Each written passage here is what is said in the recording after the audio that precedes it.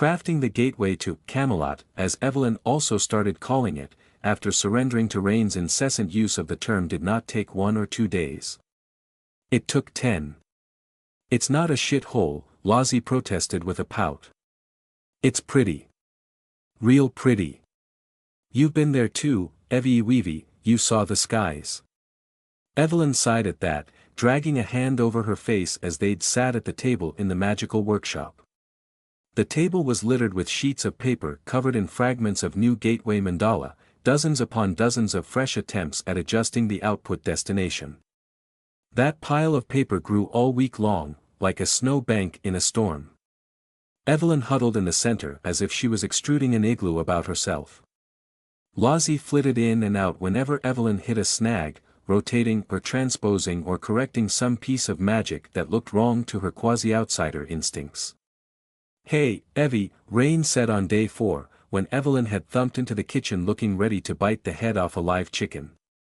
"We knew it was never gonna be as simple as punching in a bunch of hieroglyphs and watching a big wibbly-wobbly ring open a wormhole for us, right? Take a break, go soak in the bath. Watch some cartoons with Heather or something. Take tomorrow off. Or take a nap." "A nap," Evelyn echoed. She made the word nap sound like an insult. "If it ever becomes that easy to open a gate, I will open one to the far side of the moon and have Preem throw you through." A nap would be good for you," I ventured as well, from the other side of the kitchen, swallowing a hiccup. "Please, Evie. I could even, I could. I could nap with you," I hadn't the courage to say. Evelyn stared at me, blank and exhausted, only reacting when Preem pressed a mug of hot chocolate into her hands. "Drink," Preem said. "Oh, I don't want this," Evelyn grumbled, gesturing as if to hand the mug back to Preem. "I didn't ask for this." "Drink." "I didn't ask." "You will drink," Preem repeated herself for a 3rd time. Evelyn drank her hot chocolate like a good girl. And she took that nap, thank the gods. Rain was more right than she knew. The nature of outside was nothing so simple as parallel dimensions, lined up side by side or stacked atop each other, so one could neatly step through from one dimension to the next. It was hardly the proverbial turtles all the way down. The sea of dark infinity that lay beyond our earthly sphere was so difficult to capture in human terms that even the simplest possible mapping, the map hidden away in the dank cellars of the Say estate down in Sussex, was a hazard to human senses and sanity all by itself. We were not simply entering a new address into a cosmic GPS tracker, we were charting a course through a maze not meant for human minds. I may have been able to achieve the former with raw hyperdimensional mathematics, but the gateway was plain old magic, the stable and safe kind. Safe magic is an oxymoron, Evelyn spat at her own explanation. But it's safer than the alternative. As 2 days dragged into 3 and 5 dragged into 6, Evelyn blamed herself. She didn't work herself into a frenzy or fall into dark rages, but she got quiet and intense and deeply tired. That prompted me to begin sharing Preem's duties of making sure she actually got to bed each night, even tucking her in and turning out her light. I hadn't seen her like this since last year, since the early days of her shadow war against the Sherrowford cult, back when she'd locked herself in her magical workshop to direct Preem's hunting trips. She was pushing herself too hard. But this was no matter of life and death, no malicious intruder in her city, no siege upon our house. It was a play date for zombies. I wasn't an idiot, I knew why she was driving herself. Because of me. By day 4 I wished I'd never suggested we take the duel outside. At least she didn't lock herself away this time, physically or metaphorically. The door to the workshop stood open all day, every day. I doubt I would have been able to take the guilt otherwise, would have swallowed my jealousy, my pride, my whole self. I would have staged an intervention. I would have had Zhang and July fight in a public swimming pool for all I cared, wearing swimsuits and rubber armbands.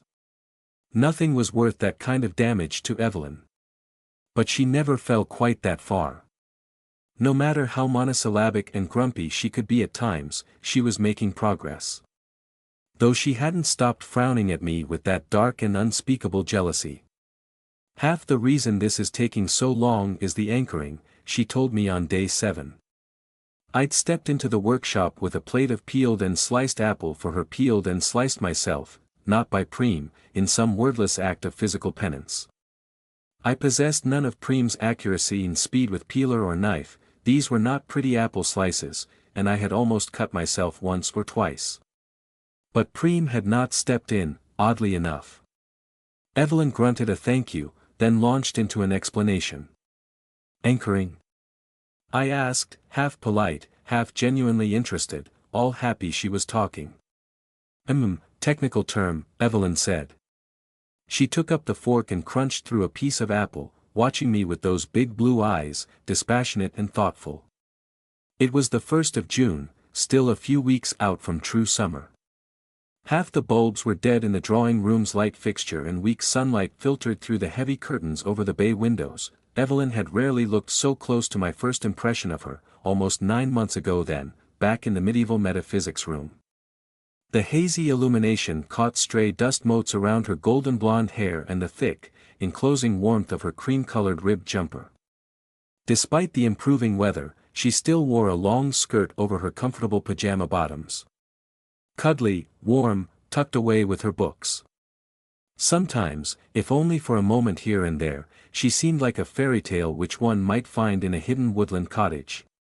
Except, I knew the truth. I knew the prosthetic leg lurked beneath her skirt, I was familiar with the sharp tongue and sharper mind beneath the plush exterior, and I knew that she was crafting real magic.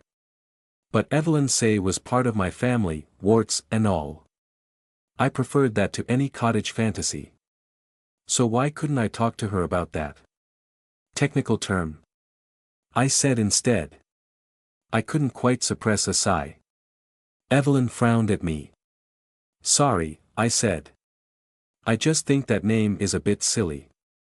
Sorry, I repeated, in a whisper so quiet she couldn't possibly have heard. Like I said, the new gateway is basically solved already, but this one is going to be anchored. She frowned at the doorway of bare plaster scored into the wall. Almost all of us are going to be over there watching these two zombies slap each other stupid. Even if that takes only 30 seconds, I want this end secure. Isn't the house already secure? Evelyn sighed, but her voice took on a tiny touch of pride. Paranoia has its upsides, Heather. This version of the gateway formula is going to be semi-permanent, for safety. For example, if some lunatic was to break in here while we're all watching Camelot's greatest pay-per-view match, it would be extremely bad if said lunatic was to get past my spider servitors and rub off even a small portion of the mandala. Very bad.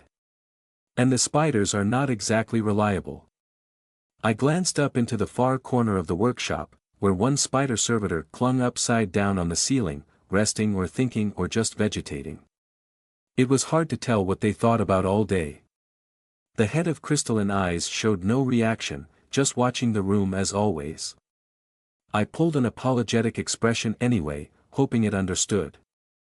I'd always felt quite fond of the senile creatures, ever since one of them had scurried after me to squat over my unconscious form, back when the cult had tried their kidnapping trick with our first gateway. That's a bit harsh, I sighed. Evelyn grunted, waving one hand in dismissal. They're not reliable. They're helpful, but they're not reliable. Besides, Lozzie and I could always bring us back home. Evelyn rounded on me again in her chair, wielding a piece of apple on the end of her fork. I flinched slightly in the face of her genuine anger. And what if you were both incapacitated? Or absent? Or worse? Because that's what happened before. You were gone. Both of you.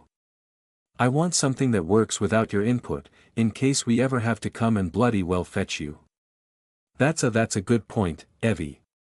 Fair enough. And thank you, I know you're only looking out for me. Evelyn turned away with a wordless grumble.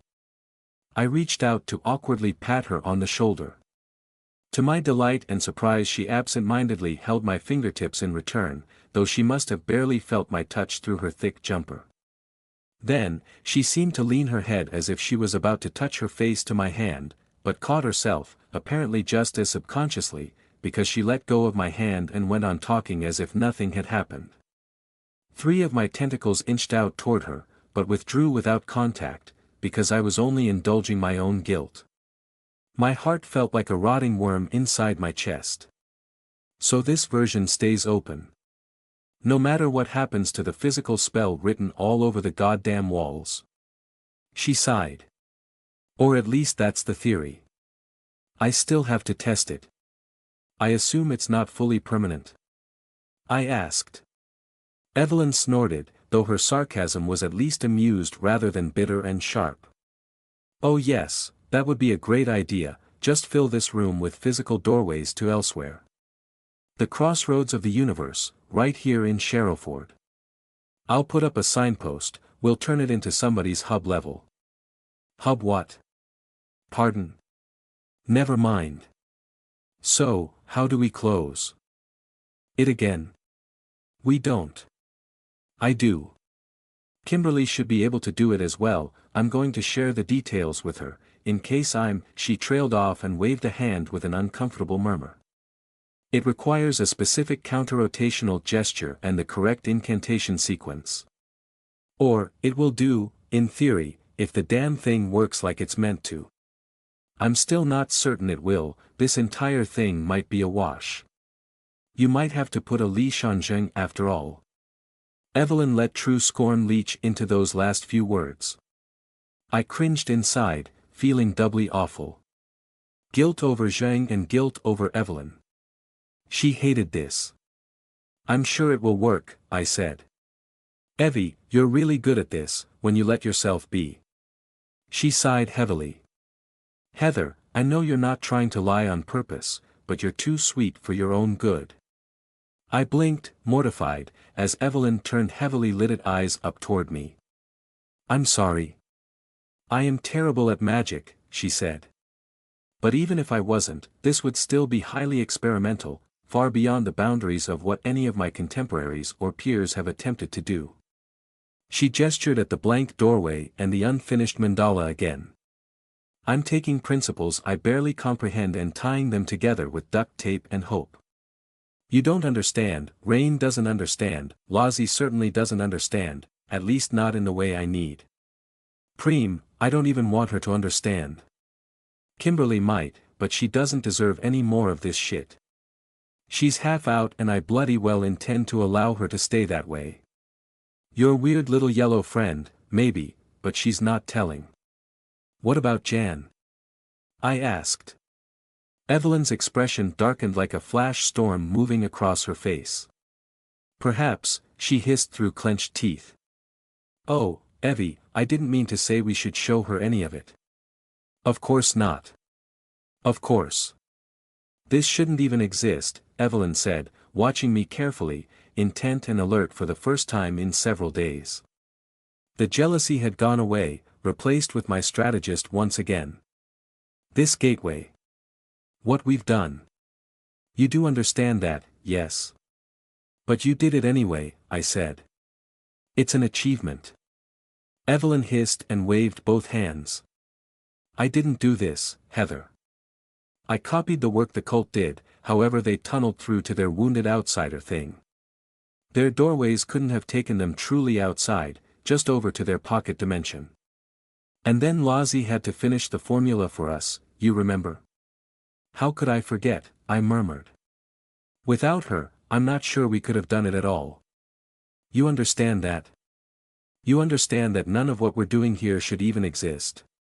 Jan, the way she was reacting last week, she was right.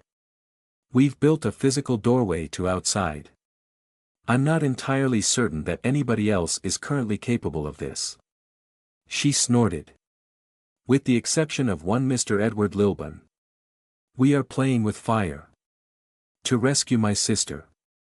Evelyn's expression did not change, no shock of realization, no backing down, no sudden retreat. She just nodded. Yes, exactly. It was all worth it, she agreed. Even if we got burned. You really think this has never been done before? I asked.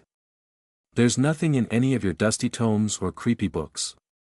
Evelyn frowned at me, a touch less serious. She pulled a face. They're not creepy. That's like calling fresh lava a bit spicy. And, well, maybe. Here and there. There's plenty of accounts of journeys outside, but scant little on technique. Everybody's always so evasive about specifics. Nobody wants to share. Mages, quite, I sighed. Quite. You're doing the same thing, though, I said. Evelyn frowned at me. I mean, perhaps with good justification, I hurried to add. Edward Lilburn has already stolen this technique, she said. Though I'm pretty certain he can only go to the library of Carcosa. He can only use what that bloody joker memorized when he saw our gateway. He hasn't got Lozzie to do the corrections for him to make it all actually work. We wouldn't even be able to place this gateway on an upright surface out there, in Camelot, without Lozzie directing her creations around to give us one. She sighed. But Edward does keep exceeding my estimations. Which is why this gate will be anchored. Just in case. Just in case, I echoed. All my fault. I can't emphasize this enough, Heather, I would not be able to do this without Lozzie. You're sure she's on board with all this? She doesn't seem to be reacting like there's going to be, well, violence. I swallowed, another hooked barb slicing through my heart. I think she's kind of excited about everyone going to visit her nights. And I did explain it's all going to be conducted in the spirit of good sportsmanship. I trailed off, struggling to convince even myself. Evelyn snorted. Right. Good sportsmanship. Not to the death. I think that makes it okay for her, if it's Sheng. And then I think she wants Tenny to try flying again, out there, where it's safe. Evelyn didn't respond to that, growing quiet and intense as she stared at me. Evelyn. Tenny. A child. Right. I do hope that place is safe, Heather. I really do. Evie, are you on board with all this? Evelyn stared at me for another few heartbeats. I felt like looking away, shrinking back, retreating into the kitchen, but I held my ground. I gave her the respect I owed. The jealousy crept back into the creases of her frown, dark and brooding. You all need to get this out of your collective systems, she said eventually. You and Zheng, mostly.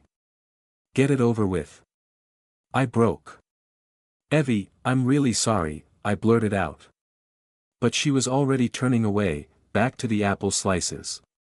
She waved a hand and snorted a laugh. You have nothing to apologize for, Heather. Don't worry about it. Don't even think about it. I was surprised that Jan didn't simply flee Sherrowford and block Evelyn's phone number. That's what I would have done in her situation. She had every reason to place herself as far away from us as possible. Except for July. The demon host's need kept them both in the city, kept them waiting for Evelyn to finish the gate, kept Jan answering the daily phone calls. What's she even doing this whole week? Rain asked. She's a con artist, so she's gotta keep moving forward, finding new marks, generating new work. Right? She's not a shark, Evelyn huffed. Does she look like a shark? Lozzie asked. I hope she looks like a shark. Girl shark. Shark. Shark. Tenny joined in, briefly deafening us with very excited trilling. She'd recently discovered my YouTube playlist of marine animal videos. Jan is small and sweet and cute, Preem informed Lozzie. Not a shark. No shark. Tenny sounded sad. I reached over to stroke her head, ruffling her tuft of white fur. She went pbbbbbt into my hand. Lozzie puffed her cheeks out. Sharks are cute. My mistake, Preem intoned. Sharks are cute. If you must know, Evelyn drawled, I get the impression she is mostly shopping for clothes and eating copious amounts of fast food. I don't think she's hurting for money. She needs to eat. I asked. Evelyn shrugged. Needs, wants, who cares? I care, Preem told us.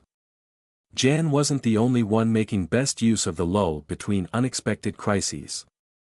Twill's exam season may have come slightly earlier, but at Sherrowford University it was assessment period, a brutally sanitized way of saying it was time to turn in essays and sit end-of-term exams, for the next 3 weeks. The whiplash between the two halves of my life felt unreal, sometimes supernatural impossibilities on one hand, the intellectual familiarity of literature on the other. But amid the chaos of abyssal biology, murderous magicians, and my fumbling attempts to love those who loved me, I'd managed to attend enough lectures and participate in enough seminars so that I was not left with a pile of disconnected notions from which to conjure 3 last-minute essays. In fact, I'd been taking diligent notes all term, in between horrors and trips outside and emotional snake pits. I had most of the scaffolding in place for the 3 coursework essays. I had to submit one on a close reading of Gulliver's Travels, which unfortunately turned my stomach with unintended comparisons to real life, but the other 2 were safer, long-form meditations on interpretive strategies for Jane Eyre and a very personally interesting exploration of traveling upriver in Heart of Darkness. I kept thinking about those essays at night, lying in bed, trying to distract myself from the other half of my life and from Zheng's absence. Rain and Evelyn were both second-year students, which meant they suffered rather a bit more pressure. Evelyn's work was always done far in advance, one of the benefits of being a fluent speaker in the matters she was supposedly studying. Rain, however, had none of the all-coursework mercies of the literature department to spare her, nor Evelyn's hidden reserve of diligent hard work behind the scenes. For Rain, it was a season of all-nighter scrambles to write up philosophy papers, and get her mind around a trio of exams. Though she never showed the slightest bit of concern. Being normal felt so fake. How could I care about my future career when we had so little time left in which to reach Maisie? How could I concentrate on correct footnote formatting when the eye waited just beyond a membrane thinner than my soul, holding my lost twin? But life turned, and so did my pen. Or at least, my fingers pressed keys on the laptop keyboard.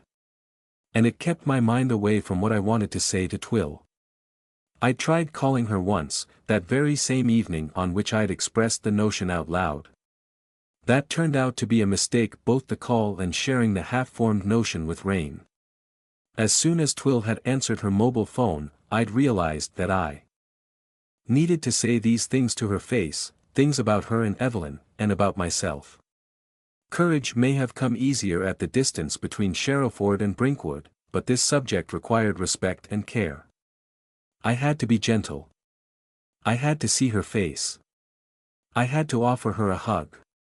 So I'd ended the call with a bad excuse about wanting to check that she was home safe. All week my head swirled with possibilities, with horrible images of how Twill might react: anger, bitterness, spite, even hatred. I couldn't bear to consider the other end of the range, that she might be hurt, might cry. But I had to do it. To her face. Which meant waiting for Evelyn to call her back to the house, to help us with Jan and July during the visit to Camelot. There was no way I could call her over to the house myself, not without driving Rain's curiosity past its already wild peak, not without everyone wondering what I was doing, talking to our friendly werewolf in private. Rain had accepted my lame explanation that this was something about Evelyn and Twill, about their relationship, which was technically true. I hated the idea of lying to Rain, of concealing things from her, but I had to keep these cards close to my heart, because they weren't just about me. If I let her in on the truth, she wouldn't be able to keep it to herself. She would catalyze the whole situation, set hearts in motion, and I didn't have the emotional bandwidth for even a fraction of this, not with Xing too, not with the burning jealousy. We had to get to the other side of this duel, and whatever lay in wait for me and Zheng. Then, maybe, I could start to deal with it. Zheng herself stayed out of my way, mostly out of my sight, and barely spoke to me. She vanished from the house to hunt each evening. Every night I wondered if this was the night she wouldn't come back. Meet, shaman, she purred to me one night, when we'd found each other in the darkness of the kitchen, illuminated only by the distant street lamp glow. Her natural environment, the freedom of the night. I'd ached to ask her to take me out with her, to ride on her back again like when we'd pursued Badger together. I wanted to feel the wind on our faces together, our hearts beating side by side. But I couldn't say the words, because I wanted to claim her. Meat? I'd echoed. I hunt for meat. Sheep, squirrel, other secrets in the woods. Not for my opponent. Not until the hour you appointed, shaman. That's good to know, I'd managed, then focused on drinking from my glass of water, for far too long, drawing out the seconds. By the time I'd finished, she was out the back door, gone again.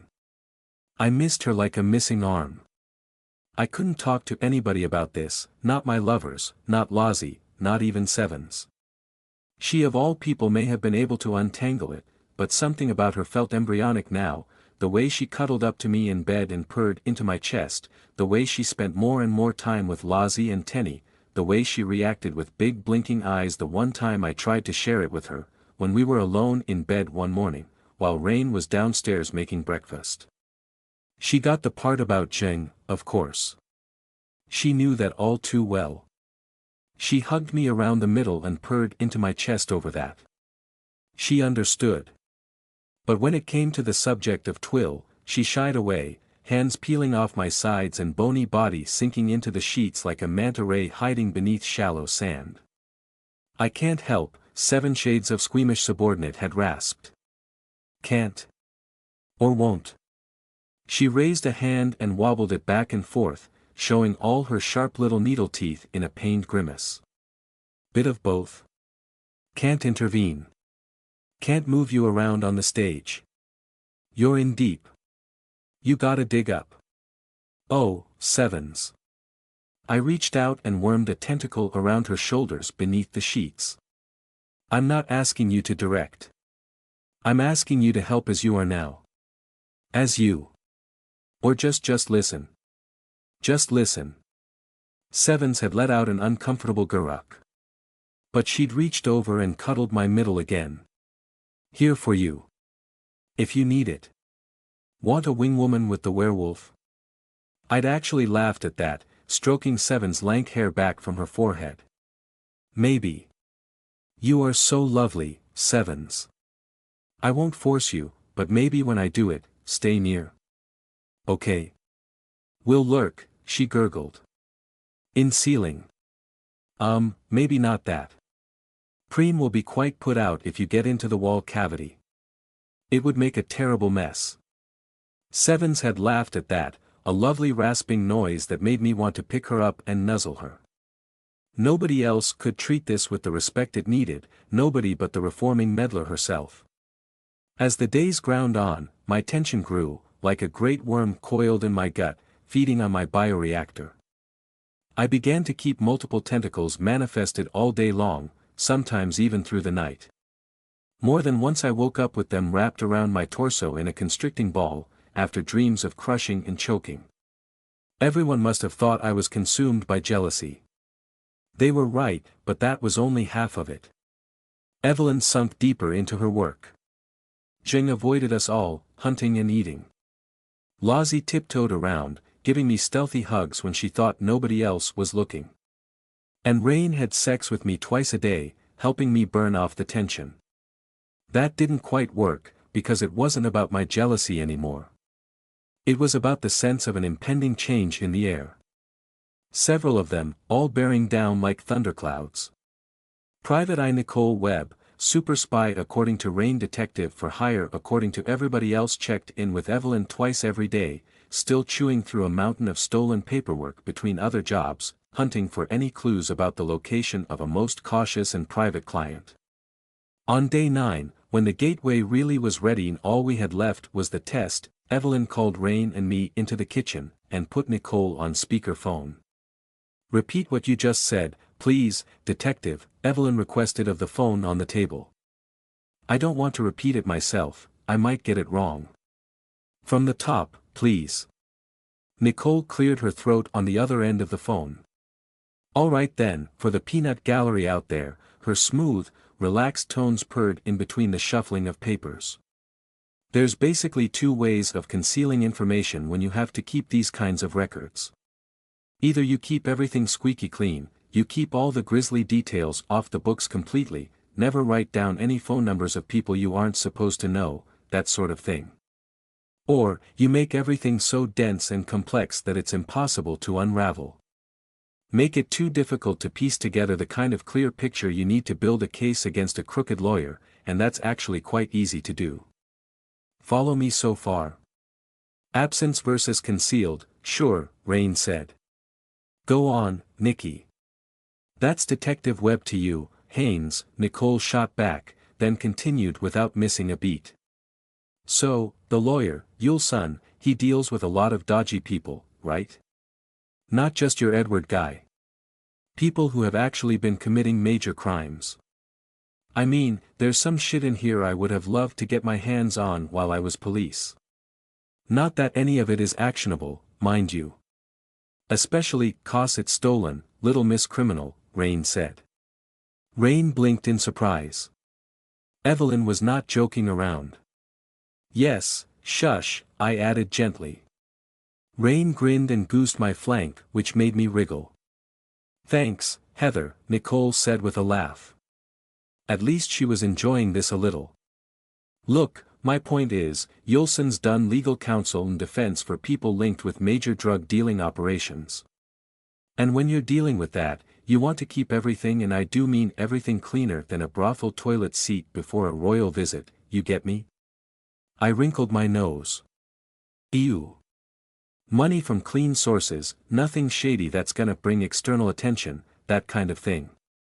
Yuleson's records are technically clean. Very clean. He uses the first strategy. But, Nicole paused. I could hear her wetting her lips, hear the creep of discomfort in her voice. Detective, Evelyn prompted. Continue, please. The same way you told me. Say it again, Evelyn repeated. She shared a glance with us. I could see the tension around her eyes. It's nothing supernatural, Nicole said, laughing it off. It's just, well. I feel like I'm being led around in a circle. Rain raised her eyebrows. Evelyn nodded. I bit my lip. Led around? Rain prompted. By a pile of documents? Ah, that's why it sounds so silly, Nicole sighed. Look, it's a sense you get. Not a real sixth sense or anything, I'm not talking about any of your supernatural guff, I'm talking about detective work. You do this for long enough, police or private or whatever, and when you're working one of those cases where some element has been concealed, hidden for real, on purpose, then sometimes you get this sense like you're going around in a circle, right? Covering the same ground over and over, looking for that crack, that break in the armor, that way in. But it's nothing literal, you get me?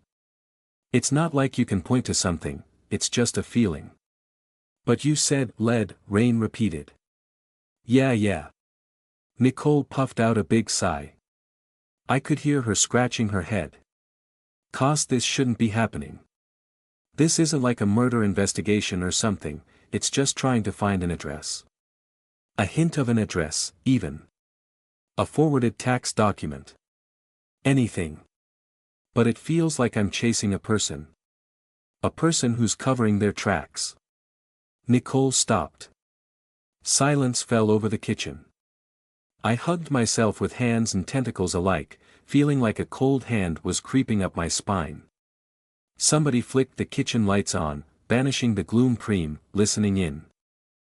Alongside us. She met my eyes and stared, blank white, as unreadable as the phone on the table. I think she should stop, I said out loud. I've already instructed her to do so, Evelyn said.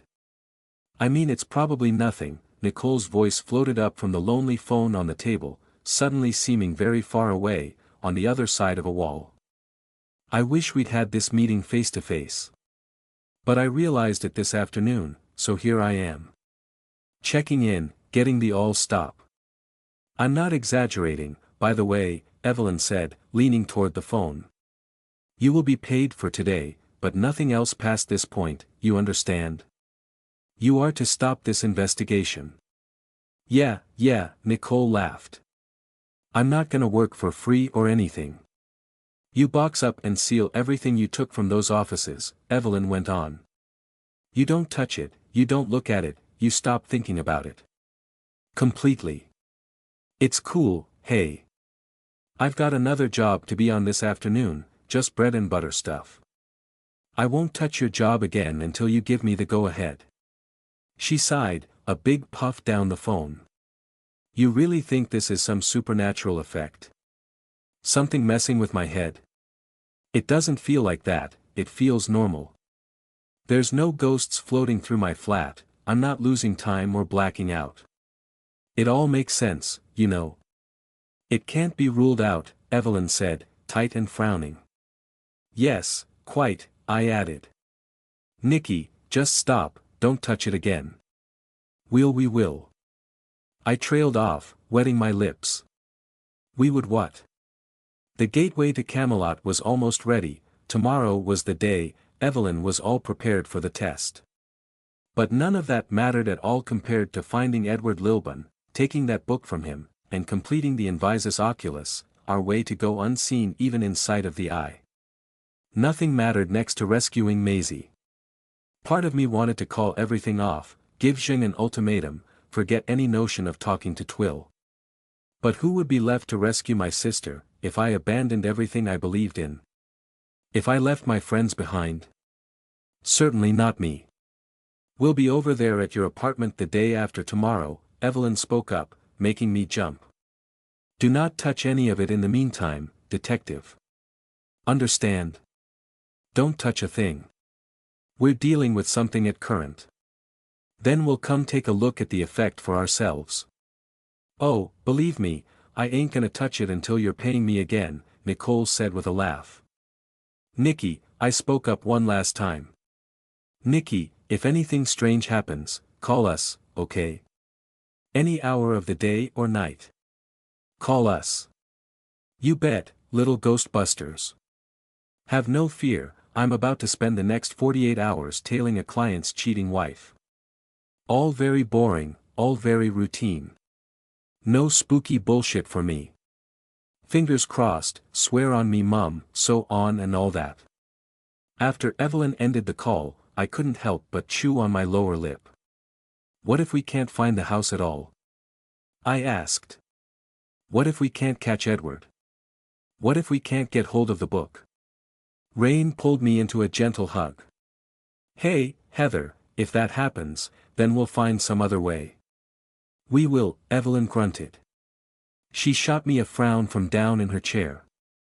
After we get this nonsense over with. This nonsense, the final preparation for Zhang and July's duel began the following morning, the 10th and hopefully last day of the process. Evelyn's magical workshop was all set up for the outing to Camelot, ready to go ahead once her test proved successful. Everything was in place, from Rain's emergency kit of makeshift riot shield and protective helmet, through Zhang's lurking presence in the utility room and kitchen, to Lazzie's repeated assurances that it would be perfectly safe over there. And the caterpillar? Evelyn asked yet again, as Lazzie scarfed down a bowl of sugary cereal at sunrise. You're sure it's staying in place? We're not going to open this gate and find ourselves 100 miles away from your knights. And it needs to stay there the whole day, it can't go shuffling off after we call Jan over. I'll go check again. Lazzie chirped, hopped up from the table with her spoon still in hand, and vanished into thin air. She came back 20 minutes later, of course, all smiles and nods. Everyone was present and correct, waiting for Evelyn's total satisfaction with the gateway mandala, twiddling our thumbs and eating junk food and fretting over jealousy. Lazzie and Preem were thick as thieves for some mysterious reason. More than once I saw Lazzie go up on tiptoes and whisper into Preem's ear, to be answered by Preem nodding along. Tenny flitted about, mostly petting Whistle, pretending she didn't feel our tension. As it was a Saturday, Kimberly was home too, but she stayed firmly shut away in her bedroom, watching My Little Pony and doing something that Rain called hot boxing. Good taste, Evelyn grunted. As long as she's on hand, in case the worst happens. Zheng mostly just lurked, arms folded over her chest, stripped down to t-shirt and jeans, standing like a statue with infinite patience. I should have spoken to her, should have addressed what I felt. But I still had no right to stop the duel. I was going to let this go ahead and deal with whatever I felt, no matter how badly it burnt my throat going down. And Twill was here too, called over as muscle, just in case. She played around with Tenny and Whistle, laughed at Lozzie flapping her sleeves, and made dubious grumbles about going outside. If Evie thinks it's safe, Twill shrugged. I bided my time, trying to screw up my courage and pick my moment. But all I managed to do was give myself awful gut pain and a blinding headache, fueled by anxiety. I wanted to don Seven's yellow robe and hide my face inside my squid skull mask, but I knew I couldn't. Not only would that serve as a red flag a mile high, on fire and screaming, it would place a barrier between myself and Twill.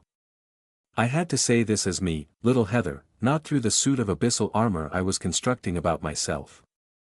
Eventually I cornered Twill away from the others. After Lozzie had skipped off to fetch something, Evelyn was bustling around in the magical workshop, and Rain was brewing another cup of tea. Tenny might have overheard. So might have Zheng. But they kept quiet. I'd rehearsed the opener in my head. Twill, do you have a moment for a word in private? It won't take long, but I'd prefer to say it alone. Perhaps upstairs in Evie's study? What I actually did was grab Twill and squeak like a dolphin having a fit. Against all odds I must have made myself understood, because a few moments later I was leading her up the stairs, feeling like my head was full of wasps. I had to use half my tentacles to hug myself, the other half to hold onto the walls and the banister to keep from collapsing in a nervous heap. By the time I reached the study and ushered Twill inside, I was ready to scream. Sevens must have been lurking somewhere nearby. I did trust her to keep her promise, but I was such a ball of compacted anxiety that I didn't even think to look.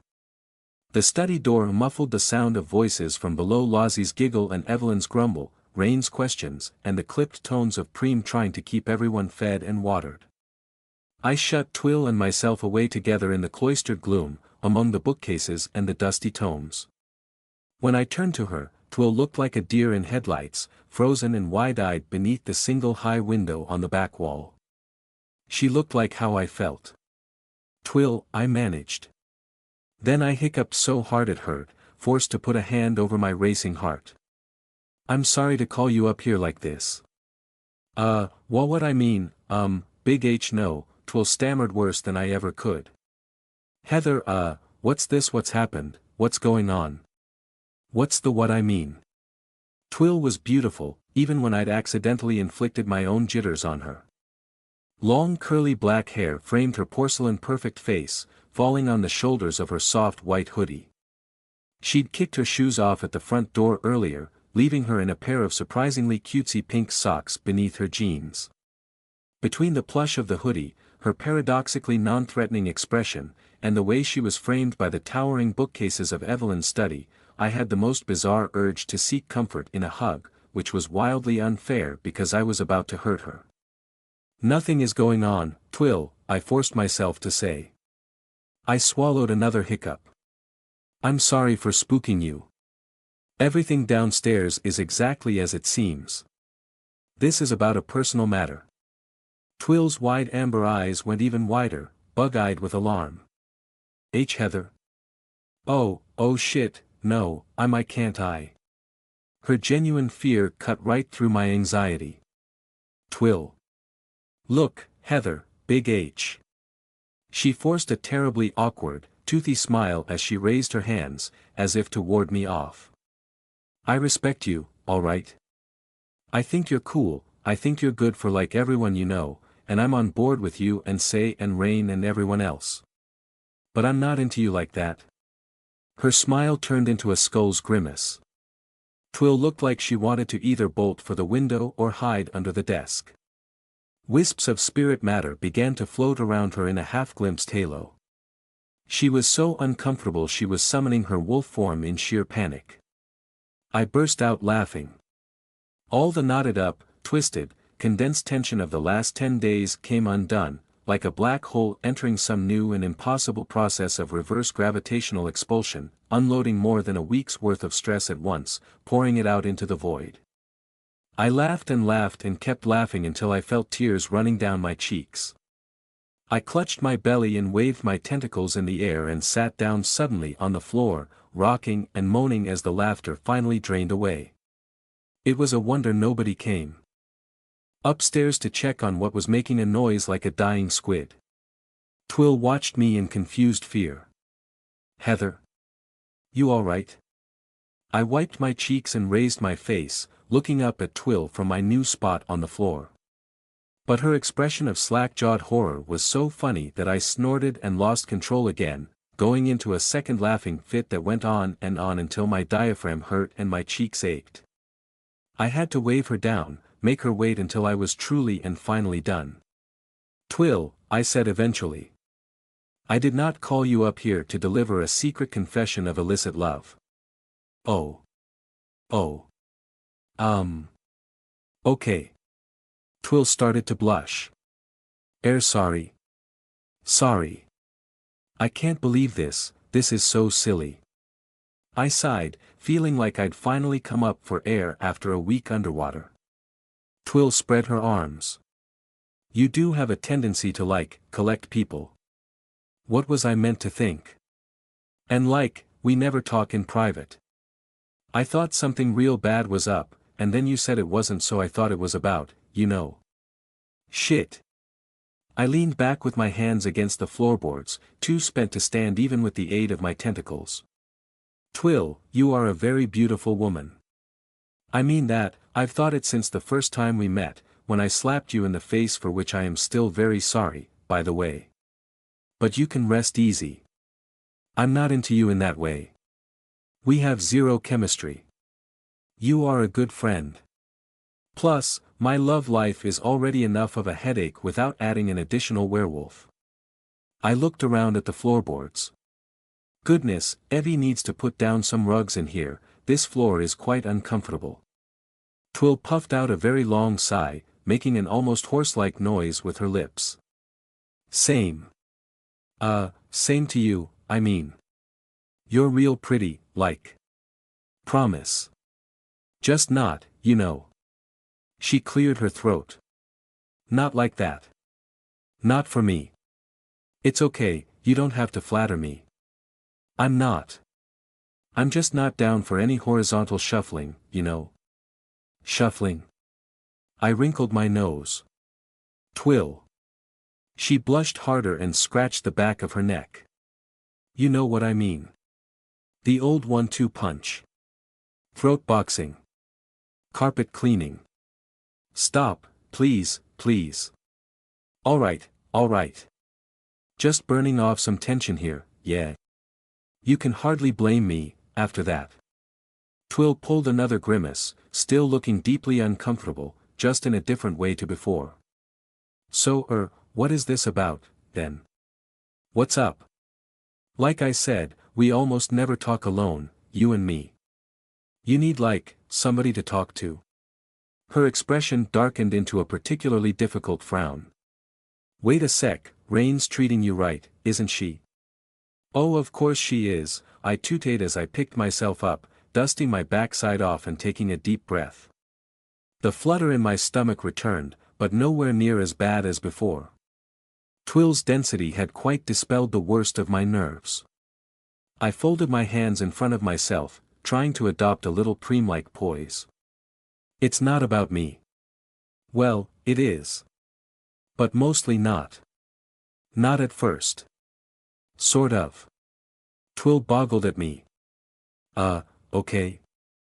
I'll start from the top. "Twill, I want to apologize to you." "To me?" She blinked in confusion. "Yes, to you. I'm sorry for the way I pushed you and Evelyn together. I'm not arrogant enough to believe I was solely responsible, but I share some fault, for encouraging both of you into a relationship that I'm pretty sure she wasn't ready for. I don't know about you, though. From how little time you two have spent together over the last month or so, I'm guessing it hasn't gone well. I'm sorry." Once I was speaking, the words flowed. Twill might be hurt, might start crying, might need help and support, and I had to be that for her right now, because I'd done this to them. I had to deliver my speech, that was my purpose right then. To my surprise and no little measure of relief, Twill did another big floppy sigh, followed by a shrug and a rueful smile. "Ha," she said. Yeah. Thanks, I guess. I take it I'm correct, then. About the state of the relationship? Relationship, huh? Yeah, I don't think we have one anymore." Twill pulled another awkward smile. I couldn't tell if she was putting on a brave face for my sake or not. "You can talk about it if you need to," I said. "She hasn't mentioned much either, and I don't know what's happened. And you don't have to talk about it either, if you don't want to. But I would like to take responsibility. And I do care about you, Twill, I want to help make this right for you, and yes." Twill spread her arms in a big shrug. "Hey, easy come, easy go. We tried it, but it didn't really work out." I shook my head, at a loss, almost stunned. This was the last thing I'd expected. I'd been prepared for tears. "You mean you're okay with this?" I'm surprised you're so casual about it." Twill shrugged again. "Not everyone treats hooking up like you do. I'm cool with it. But she's been practically ignoring you for weeks, using the excuse of your exams to keep you at arm's length. She never told you all sorts of things, I know that, for a fact. I've been thinking about it all week, how she didn't tell you about her mother. And other stuff." Twill laughed softly and waved a hand at me. That's just how things are. And it's nice, you know. She really did want me to do well in the exams, I don't think it was just an excuse. She does care, just, not like that." "Ah." Twill did another big sigh, then cast around the room, suddenly restless. She reminded me very much of a hound in that moment, as she bounced over to the desk chair and plunked herself down there. She gave it a spin, one way, then the other, then stopped it with her toes as I went over to join her. "See, Twill started, groping toward the idea even as she put it into words. I always got the impression that Evie was forcing herself a bit, with me. You know what I mean?" I shook my head. "I'm not sure. I don't need you to share intimate details, of course I'm not asking that." Twill shrugged. "She likes me, I get that, that's real and all. But it's not enough to do, you know." Twill pulled a smirk. "Like she's confusing friendship with romance. Or like she's got a crush but thinks it all has to fall out a certain way. We did some stuff together, but I kinda backed off after a while. Got the sense she wasn't really liking it, not really." "Ah," I said, nodding. "Yes. I think that's part of what I'm apologizing for." I sighed. "I think I know. And that's why I wanted to apologize." "It's cool," Twill said, cracking a grin. "It wasn't your fault. Takes two to tango. Or three. Yeah, in your case. Or 4 or 5, I muttered. Even after she kept important things from you?"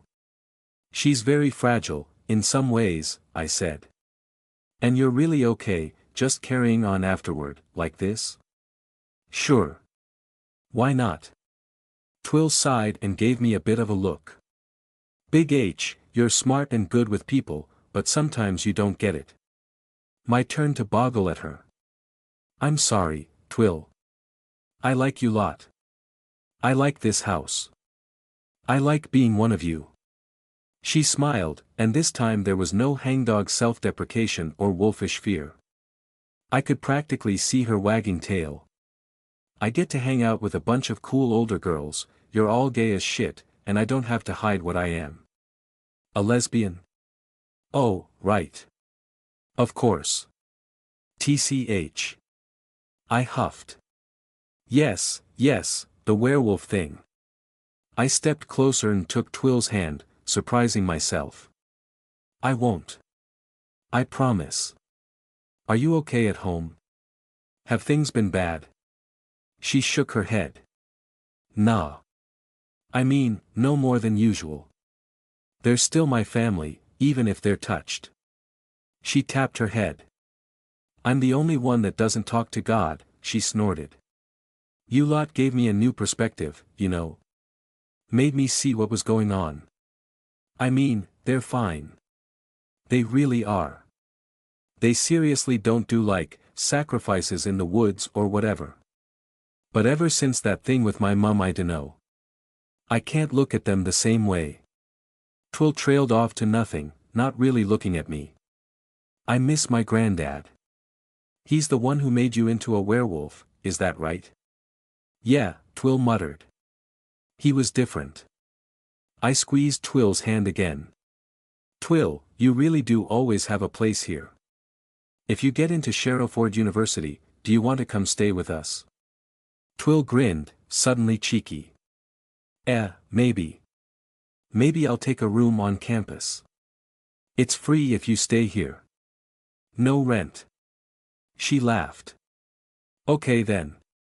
You drive a hard bargain, Big H. I'm sure I do. I pulled myself up straight, playing the part for a moment. I gave her hand a final squeeze and then let go. When is A-level results day? When will you know? Not till August. She pulled a face. The waiting is killing me already. Think I might try to get a summer job or something, kill time, save some cash. But kinda hard to do manual labor and not give away that I can throw breeze blocks around one-handed. Yes. That would be a concern. We trailed off into silence for a moment. Anxiety built inside me again like steam pressure. Well, Twill said. I'm cool with all this. You should say sorry to Evie too, I mean if you haven't already. Are you alright, though? I mean, all this shit with Zheng is whack, and I don't just mean this bonkers trip outside. I can tell you're kinda eaten up by it, you. There's something else. Yeah. Twill looked totally innocent, blinking up at me. I can't talk to anybody else about this. I wasn't sure I could even talk to you about it, not until I knew how you felt about Evelyn and yourself. I took a step back, to a distance that felt more formal, trying to keep the words flowing. My hands were shaking. But I need somebody to listen, somebody other than Sevens, because she was part of it. When I was in Carcosa, something happened. She showed me something. I've been trying to ignore it, pretend I didn't see it. Pretend maybe it wasn't real. Some outsider shit? Twill murmured. Sort of. No, not really. That's part of the problem. It was all jumbled up with other stuff, with 7 shades of sunlight, with how she felt. She was using other people's faces to explain how she feels about me. First Rain, then Zheng, then Evie. My throat almost closed up. Twill just shook her head, not quite following. Okay. Oh, for pity's sake, Twill, I huffed, flushed in the face and losing control. Don't make me say it. Don't make me say I think that Evie. You think Evie has feelings for you? Twill asked, first frowning in confusion, then with a growing smile of amused disbelief. I know it sounds absurd. I blurted out. It's not. Do bears shit in the woods? Twill asked, still amused, yet now deeply unimpressed at the same time. Is the sky blue? Is the Pope a Catholic? I stared at her, stunned and numb. I am sorry. Evie has feelings for you. No shit, Sherlock. Twill knocked her knuckles against her own skull. Duh. And here I thought I was bad.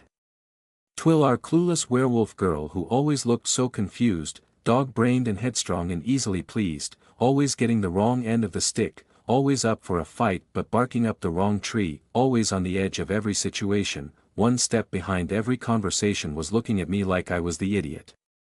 Because she was right. I was the idiot. I was the big stupid idiot. She wasn't merely 3 steps ahead of me.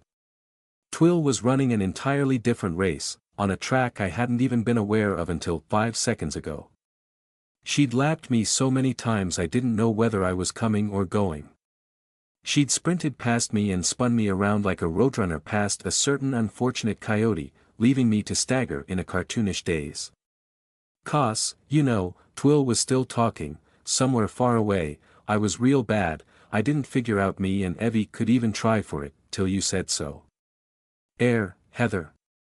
She raised a hand from where she sprawled, comfortable and loose in the old swivel chair, with a leg hooked over one of the arms. She was utterly relaxed and natural, even in the unfamiliar surroundings of Evelyn's study, flanked and hemmed in by bookcases and shadows and the heavy desk. She waved her fingers back and forth in front of my eyes. Heather. You okay? You mean it's obvious? I heard myself ask. That Evie's got feelings for you? Twill laughed, then trailed off. Yeah. A terrifying vista of reality and truth opened up before me, a vast gulf of how little I really knew. I felt like a polar explorer, testing the snow before each step with a hiking pole, only to dislodge a fall of ice and discover the toes of my boots were already hanging over the edge of a bottomless chasm. Forget the alien spheres of outside and the infinite dark sea of the abyss, relationships were so much more difficult to navigate. Heather. Yo. Do you need rain? Should I get rain? No, I'm no. For the second time in this conversation, I sat down on the floor. I slid down a bookcase, the shelves bumping painfully against my spine until I landed on my backside. My tentacles were coiled around me too tightly to cushion the landing, in a futile attempt at self-comfort. I sat in a heap for a long moment, staring at nothing in particular. Twill cleared her throat with a very intentional, ahem sound. Need a permit to open a hole like that in Sherrowford? I finally blinked up at her, coming back to my senses, discovering that I was still in the semi-gloom of the study, surrounded by books and bare floorboards and one vastly uncomfortable werewolf. I half expected reality to fold up and deposit me outside. I'm sorry. I asked. Your mouth is hanging open. It was a joke, oh. I shook my head as a humorless laugh forced its way up my throat. I leaned my head back against the hard, cool surface of a wooden shelf, then forward to bump my forehead against my raised knees, then back again so my skull went clonk against the shelf. Twill scrambled into a proper sitting position in the chair, about to leap to her feet. Heather. Yo, Big H, hey, don't start hurting yourself, 'cause then I really will have to go get rain because I don't know what to do about that. Yeah. Okay. Are you alright? Oh, don't worry, Twill. I'm not going to hurt myself. I groped for a book from the shelves, any book, filling my hands with a random hardback. I put the book against my knees and laid my forehead against the cover, the world's most uncomfortable pillow. It's just me. It's all me. It's you. Twill sounded increasingly worried. Right. Yeah. It is. It's me, I repeated, face squished against the hardback. I'm the useless lesbian. I let out a huge sigh and raised my head from the cool, firm sanctuary of a book cover. What even is this? I murmured, turning the book over. Oh, the Fellowship of the Ring, huh? Heather, seriously, Twill said, sounding like she was about to call the fire brigade. You alright? Because this is giving me the spooks. I'm fine, Twill. I'm sorry. I'm just reeling a bit. Twill pulled a toothy grimace, very much like a dog unsure of an unfamiliar scent. She was jiggling one leg up and down with nervous energy. Wow. Shit. I thought this was obvious. Evie, I mean. Wow shit indeed, I echoed. I thought that was kind of why you were apologizing and all. No. I tooted. That forced me to pull myself back together. I couldn't have Twill misunderstanding this, it was too important for her own well-being, for the future of our friendship, for her emotional peace of mind. I drew in a deep breath and slapped my cheek with the book, which made her blink in alarm. No, Twill, no. I apologized because what I did was wrong. What I did with you and Evie, pushing you together when you weren't ready, it was like a smaller version of what 7 Shades of Sunlight tried to do with me. Moving people around like cute little playing pieces on some board, satisfied in pairing you off, not treating you as fully autonomous people. It was wrong of me. It's a genuine apology. I would apologize to you even if Evelyn had gotten together with I don't know. Somebody else entirely. Twill's grimace collapsed into a relieved sigh.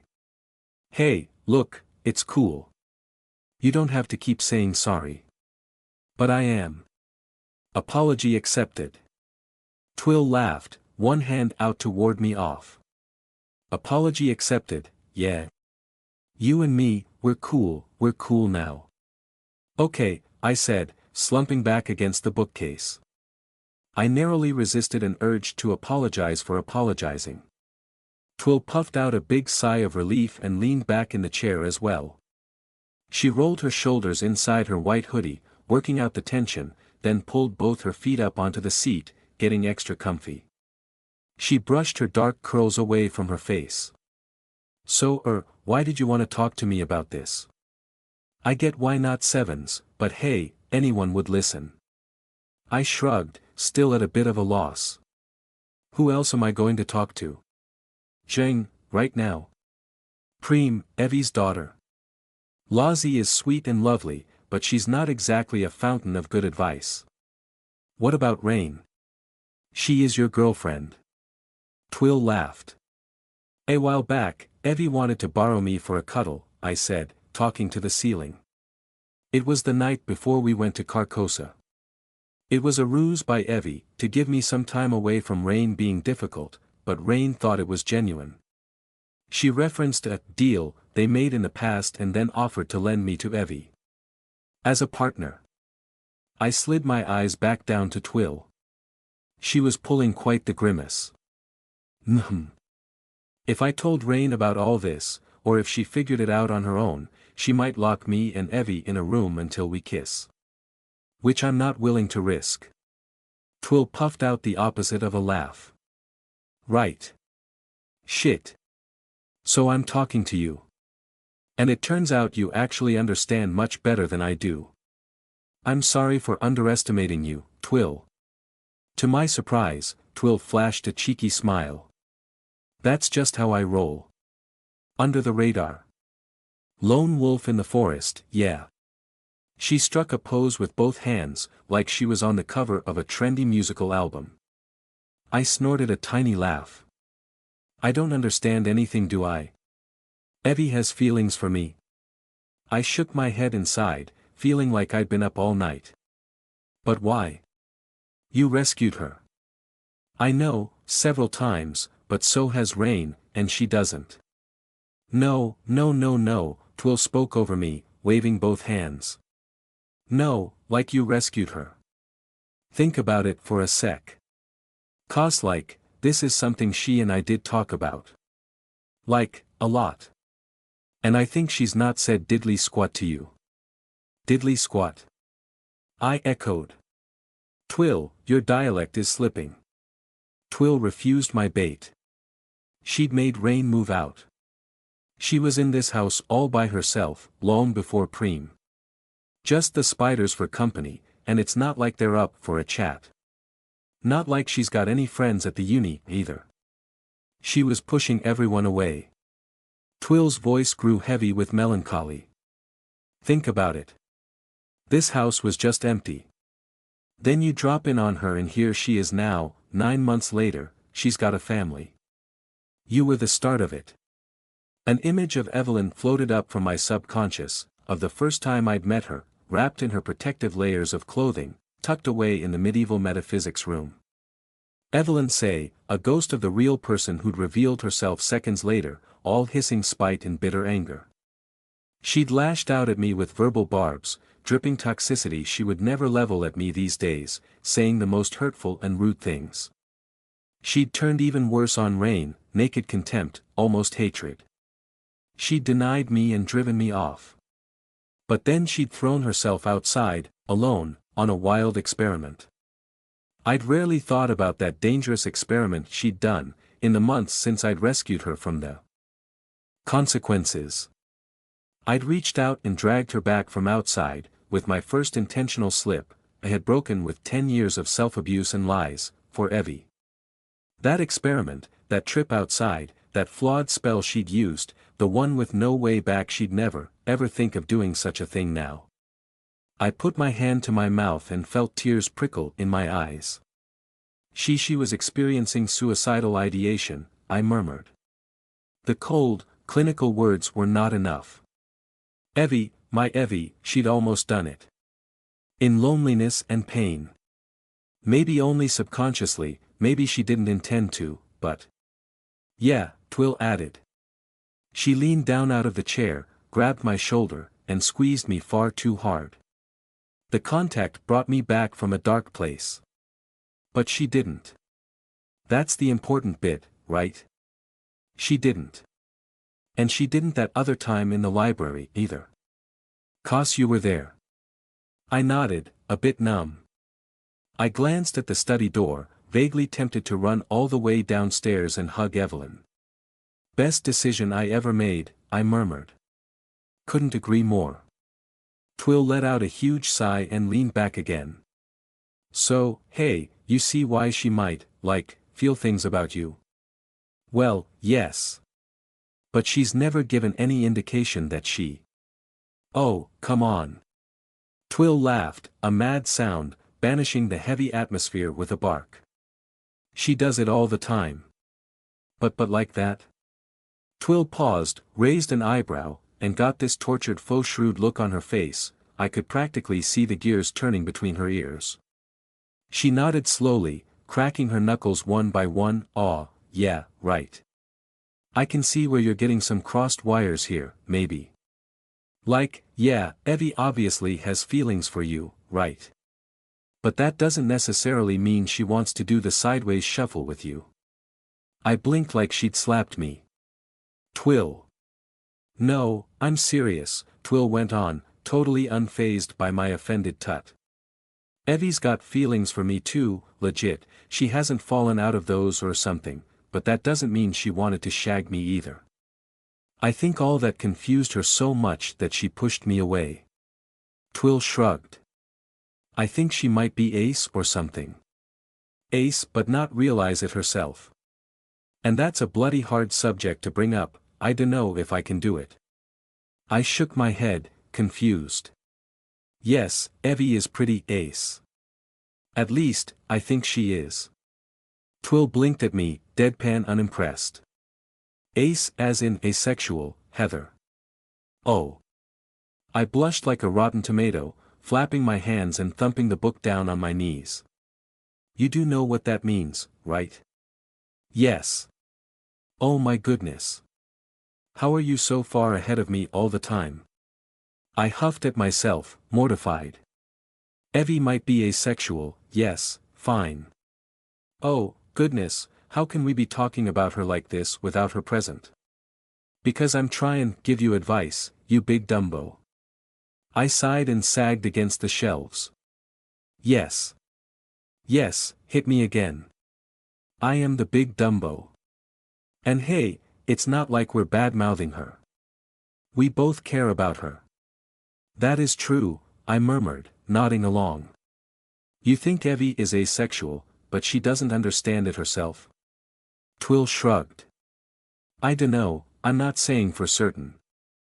All I'm saying is that she likes you, but maybe she doesn't want your fingers all up inside her. I wrinkled my nose at the crude expression, but Twill kept going. Maybe she doesn't even want to make out with you or anything. You get what I mean? I mean, hell, you're doing this whole poly thing, you probably get this, right? Sort of. Well, actually no, maybe not. Twill did a very Evelyn thing. All of a sudden she sucked on her teeth, considering me through narrowed eyes. I'd never seen her make that expression before. On Twill, it was akin to walking through a silent forest at night, then spotting a wolf lurking between the trees, holding itself perfectly still as it watched you in return, uncertain if it was afraid of your unexpected meeting, or about to dismantle you as prey. Twill. I stammered. Wow. You actually don't get this, do you? She asked. Maybe. She suddenly sprang into action. I actually flinched. She didn't see, but two of my tentacles uncoiled like springs, as if to catch her and throw her back. But all she did was sit forward in the chair, suddenly all animated hand gestures as she tried to make her point. All right, she said.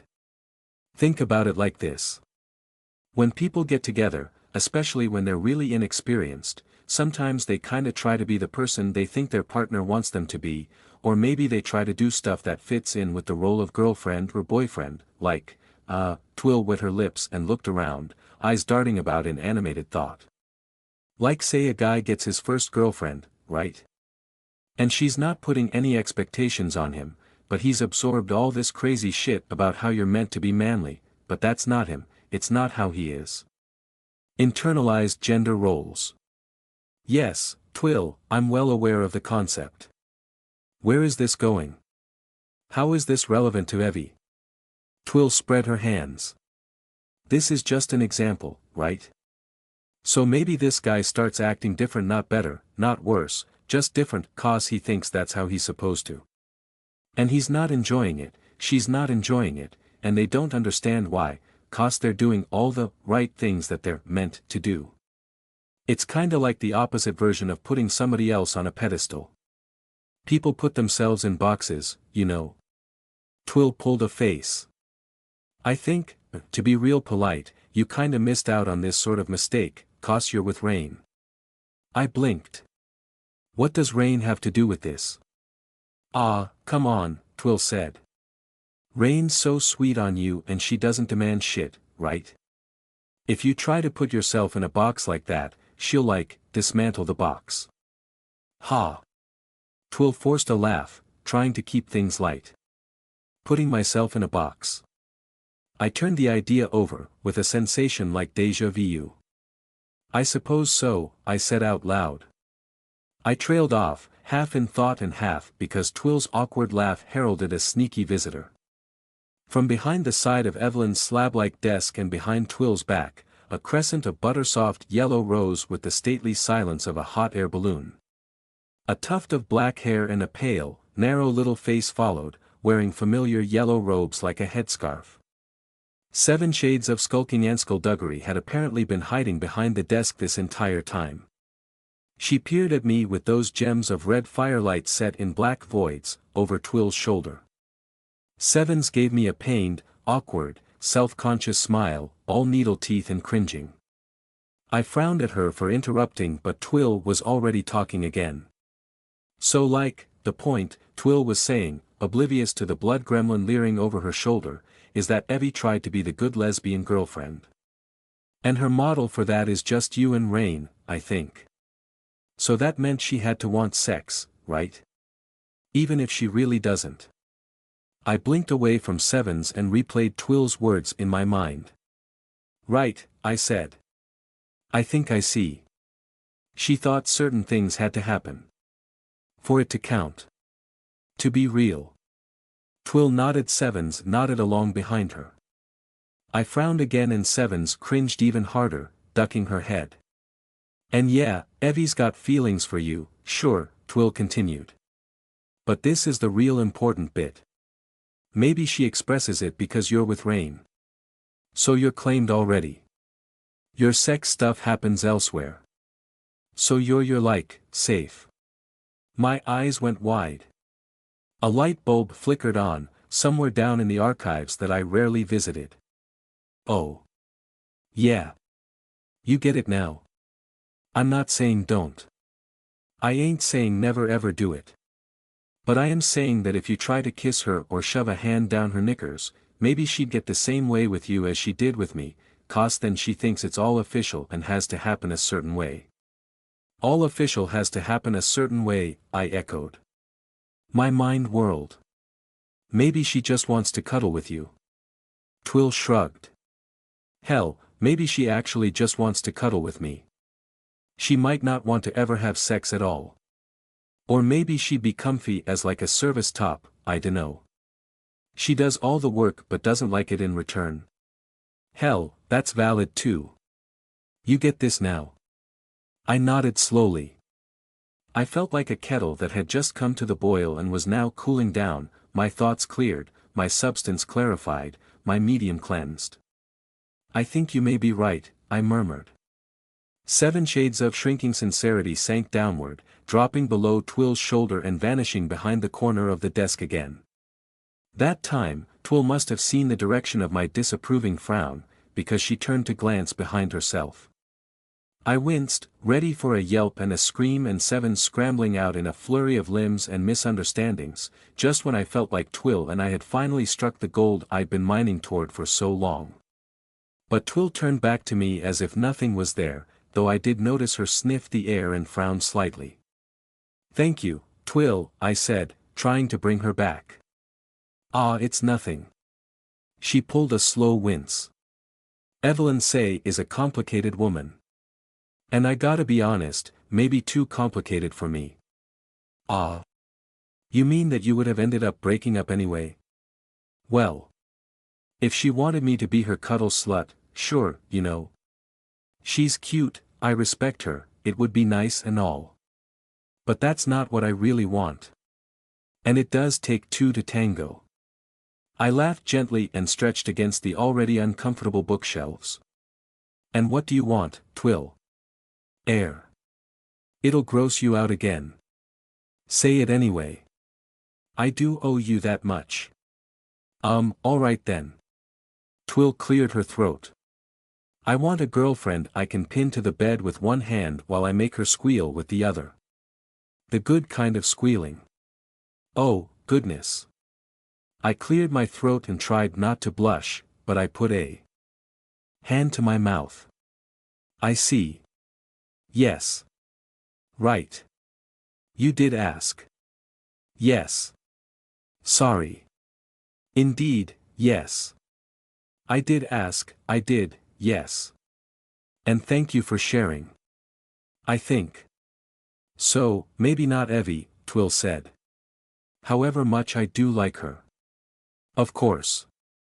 I shook my head with a big sigh, feeling a little like I'd surfaced from the deep ocean, from the abyss, or as if I'd just returned from outside. "Twill, how are you so knowledgeable about this? How are you so wise?" "Evidently not." I watched Twill for a moment, compact and graceful Twill with her big dog energy and the subtle, hidden mind of a creature that instinctively understood pack dynamics.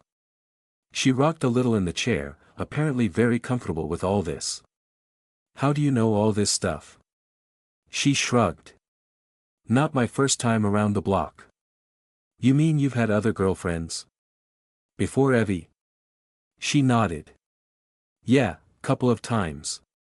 "Don't look so surprised. I mean, like, you lot aren't my entire world or anything. I've got mates at school back in Brinkwood, though, only one person knows what I am. I went with this one girl for about 8 months and she's still into the werewolf thing, but she doesn't know about anything else." I blinked in surprise. You mean other people know? You showed people your wolf?" I cringed at my own terrible phrasing. "You know what I mean." Twill grimaced. "Like I said, just one person. And she's kind of a problem, 'cause of it. Not that she can tell anybody, it's not like anybody would believe it." "What's her name?" Twill slumped in the chair. "You really want to talk about my exes?" My turn to laugh, blushing but not so mortified anymore. I waved a hand in apology. "I'm sorry, I don't mean to pry, I'm just surprised. Don't go all grumpy teenager on me." Twill snorted, but she was smiling. "I'm not grumpy. May I ask you a personal question?" I said. "You've already asked me plenty. Do you like Lozzie?" A knowing smile crept across Twill's face. "Ah, I've thought about it." "You've spotted that, hey?" "How can you spot that, but not Evie?" I shrugged. I don't know, because I'm blind. Are you serious, you like her? Twill shrugged, still smiling. Maybe, I dunno. She's cute. But like, hey, I'm in rebound here. You don't get with somebody you respect while you're in rebound, and I do respect losers. Plus she's I mean, she's lovely and all. But she lives outside half the time. I dunno if I've got the chops for that. So it's just a crush. Don't say anything to her, yeah. I nodded, very serious. I won't breathe a word. And I'll assume it's not going anywhere. As I said, Twill, I'm sorry, and I've learnt my lesson. I shan't meddle unless asked to. Cheers, Big H. But hey, let's stick to the subject, yeah. She nodded at the closed door to the study. 'Cause we're gonna get missed sooner or later. You gonna do anything about your little revelation over Evie? Gonna move, or stay put, or what? I sighed, coming back down to earth. I finally uncoiled on the floor, stretching my legs out and curling my toes. Every muscle felt tight with unexpressed tension, though my tentacles did relax at least. They gripped the bookcase and ran along the spines of the books, obsessed with my own sources of distraction and comfort. The thing is, I said, I think Evelyn and I both already knew all this. I just wasn't looking at it. And she knows that I know. And I know that she knows I cleared my throat. You understand? Sorry, rain's rubbing off on me. What I mean is that we practically spoke about it already, we just didn't actually say the words. Twill gave me a disbelieving look, the ultimate teenage expression of exasperation, slack-jawed and heavy-lidded. Then you didn't talk about it. Holy shit, Big H, you're meant to be smart. Oh, I know. I huffed. I know. Maybe you're right, maybe all she wants is cuddles with commitment. But I'm worried that things might change between us. Might go wrong. Twill bobbed her head from side to side, pulling a dubious thinking face. Can I make a suggestion? Like, offer you a piece of maybe kinda sorta rude advice? Rude? I blinked at her. Twill, you've already proven I'm a bit of an idiot, be as rude as you like. Twill cleared her throat, visibly uncomfortable. Far be it from me to tell you how to live your life and all, but haven't you got enough on your plate without adding Evie too? I sighed a very big sigh and squeezed my eyes shut, then pinched the bridge of my nose, hung my head, and let out a groan. I know. I mean, you've got 3 girlfriends. 3 girlfriends, I groaned into my own hand. Maybe focus on Zheng and stuff, until all this shit is over. Dunno about everyone else, but I could see you were real jealous back there last week with Zheng and July and everything. And I thought you had it under control. But it turns out you don't. Bloody right I don't. I snapped, more at myself than Twill, raising my head again. I couldn't hide from this any longer. And yes, I am terribly, horribly jealous. You have every right to be. Twill nodded along with me. Damn right, girl. You're doing this poly shit and she didn't even ask, right? Right. I slapped the floor with an open palm. My tentacles bristled. Doesn't matter if it's 3 or 4 or 5 people, Twill said, holding up her fingers in sequence, then making a fist. Unless you talk about it first, then it's cheating. Plain and simple. Yes. Yes, I slammed to a halt. No, it's not sex, it's fighting. She has a right to fight whoever she wants. I can't stop that. Twill pulled a deeply skeptical look again, a teeth-gritting unsmile, recoiling from my naivety. She raised her hands in a don't shoot the messenger gesture. Whatever you gotta tell yourself. It's not sex. Sure. Whatever you say. It's not. Then why are you acting like it is? You're acting like she's gone and slept around. Like your girlfriend is being the town bike. She's meant to be your girl, right? Or like, one of your girls. You can say no. But you gotta say it. I shouldn't I? Why not fight her yourself? What? I mean, pardon me. A wicked grin flickered across Twill's face, accompanied by a ghostly suggestion of a wolf's muzzle in the air, a half-glimpsed phantom of a violent promise. She raised a hand and flexed fingers that were suddenly wrapped in fur and claw, showing off her weapons. Either before or after she does the smackdown with July. Stake your claim. Show her she's yours. For a second I stared at Twill, at the hovering promise of joyous violence in her face and her fist, offering a temptation I dared not name. My mouth went dry. My stomach clenched up. My trilobe bioreactor tried to shunt power production up a notch. My tentacles flexed and flared. I felt a tingle in my skin, abyssal instinct making suggestions about chitin armor, toxin production, and jagged spikes. My head felt suddenly hot.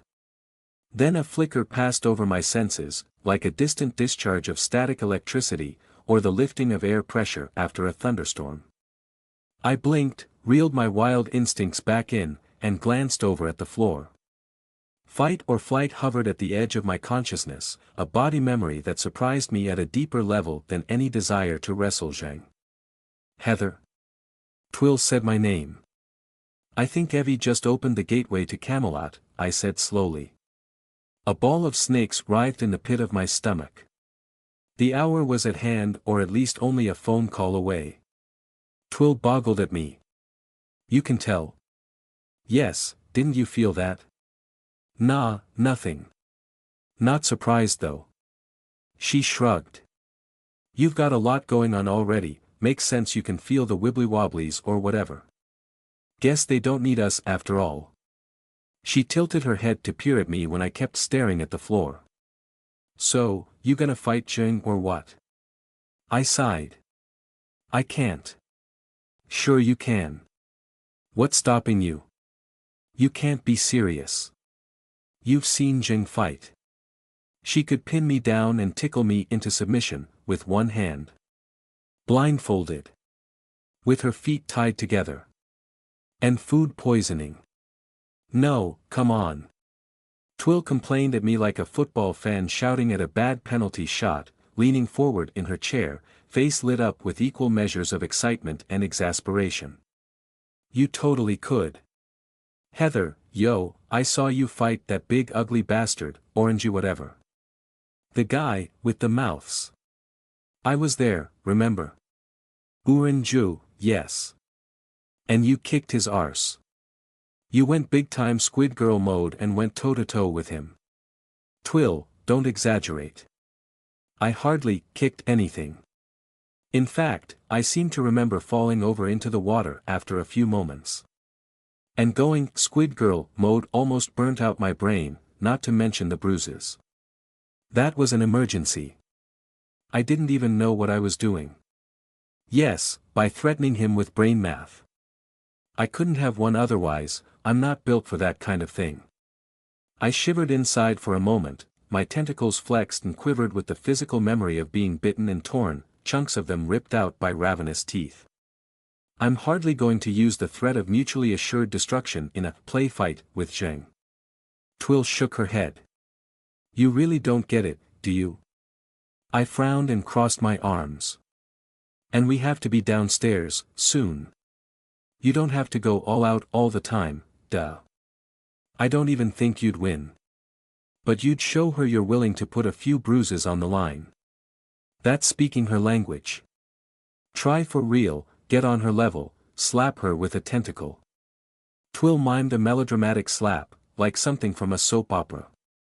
I shook my head, guilt bubbling back up my throat like acid reflux. Claiming her would be wrong. Putting a mark on her like that. No.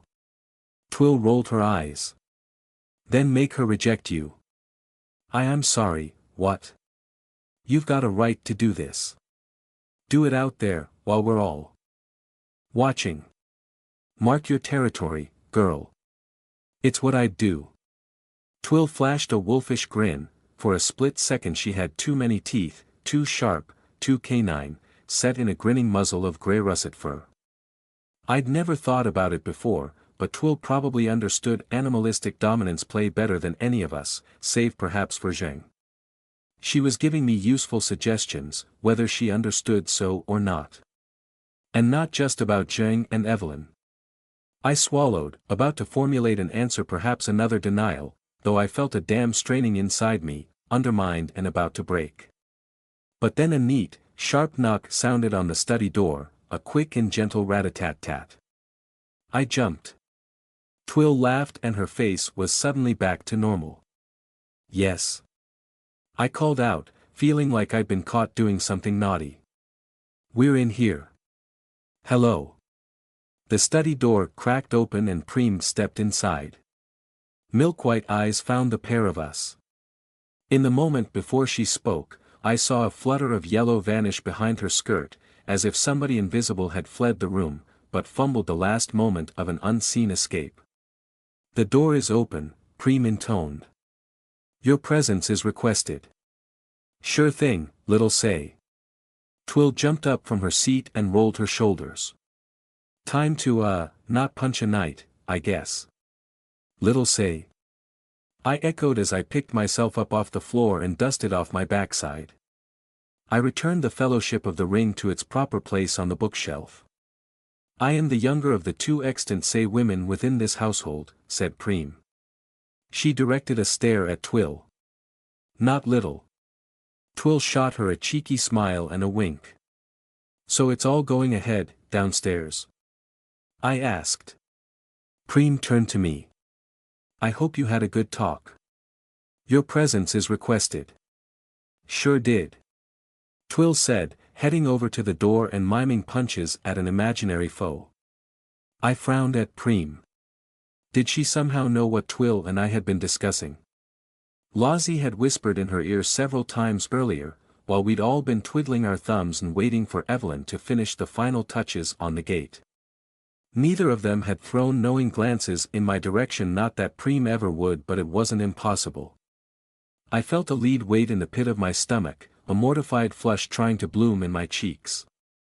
But Preem just stood there in the gloom of the study, barely lit from one side by the late morning illumination which struggled in through the single high window.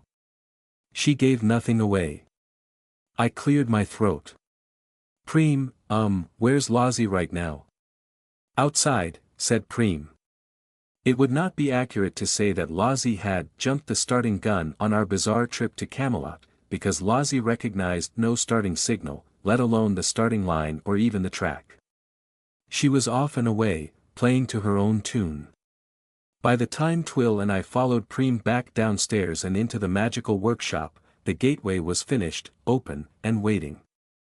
A door to outside stood in the far wall of the old drawing room, a gap in the plaster and paint which opened out on some other place, exactly as it had for Carcosa before, and the castle before that, and the Sherrowford cult's hideous jumbled unspace too, back when it had opened for the first time.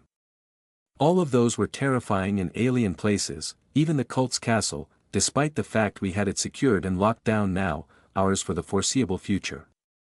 On each of those occasions, the gateway had seemed like a yawning mouth, leading down into dark and unknown dungeons.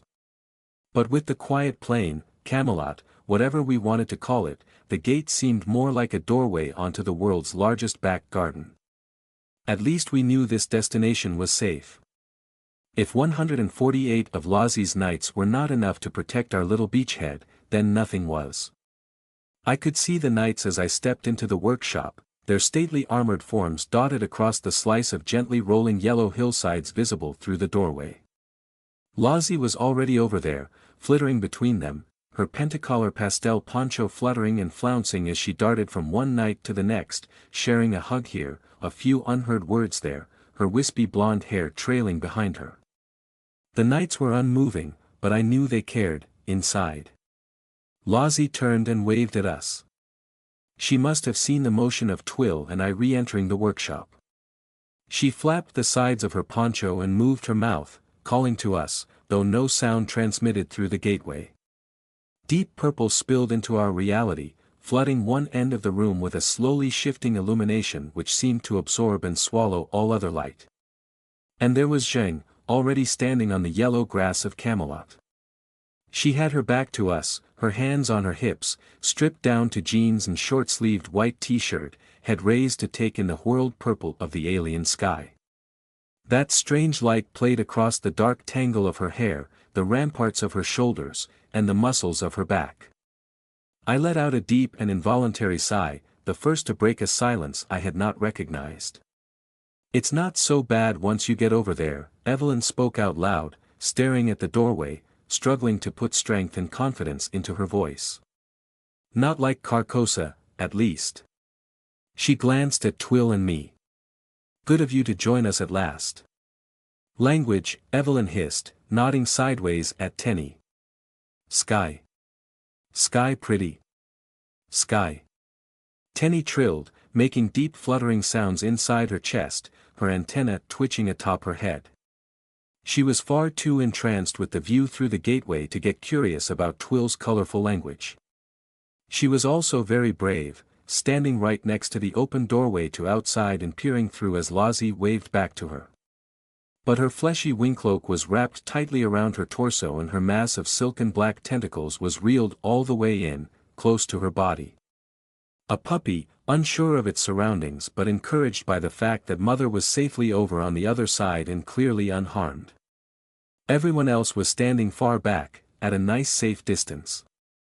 Evelyn frowned at the gateway like it was a rival in a staring contest, even when Preem moved to her side and made herself known by touching Evelyn's elbow.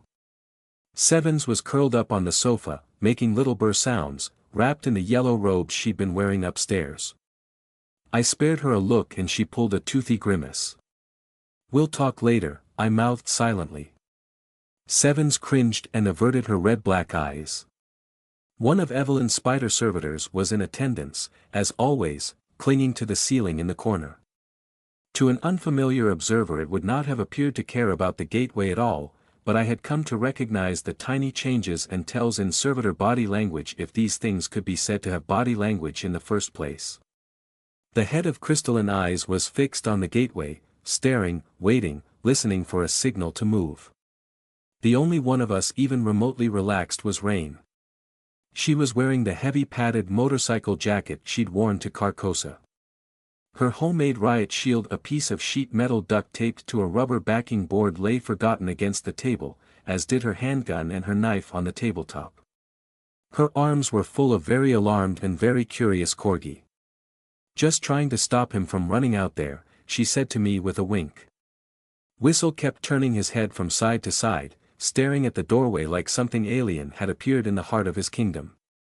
The gateway mandala, the spiraling mass of overlapping magic circles, esoteric symbols, fragments of obscure and alien languages, all sewn together like a cryptid made from spare parts, was blissfully concealed, for the first time since I had completed it under Lozzie's coerced guidance. White bin bags had been taped together like makeshift tarpaulin, then taped to the walls to cover the mandala. A few fragments still peeked around the edges of the horseshoe-shaped trash portal, but they were not enough to hurt my eyes by themselves. "Does it work?" I asked. "Evie, does the anchoring work? Did you remove part of the spell?" Evelyn let out a deep sigh, almost as if she was disappointed. She gestured toward the table, where a large piece of stiff card lay, detached from the new version of the mandala that she and Lozzie had been building all week. "It's still open, yes. And short of knocking the wall down, it will stay open. Actually, I'm not certain what would happen if we knocked down the wall, so probably avoid doing that, please and thank you." "Evie," Twill said suddenly, an amused and gentle lilt in her voice as she shook her head. "Evie, Evie, Evie." Evelyn adopted an alarmed frown.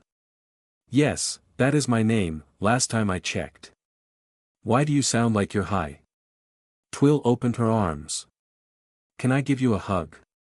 I narrowly resisted an urge to roll my eyes and put my face in my hands. Rain went EY. Sevens hissed like a disturbed rattlesnake. But instead of reacting, I stepped past Evelyn and Twill, briefly allowing the fingers of one hand to brush Evelyn's shoulder.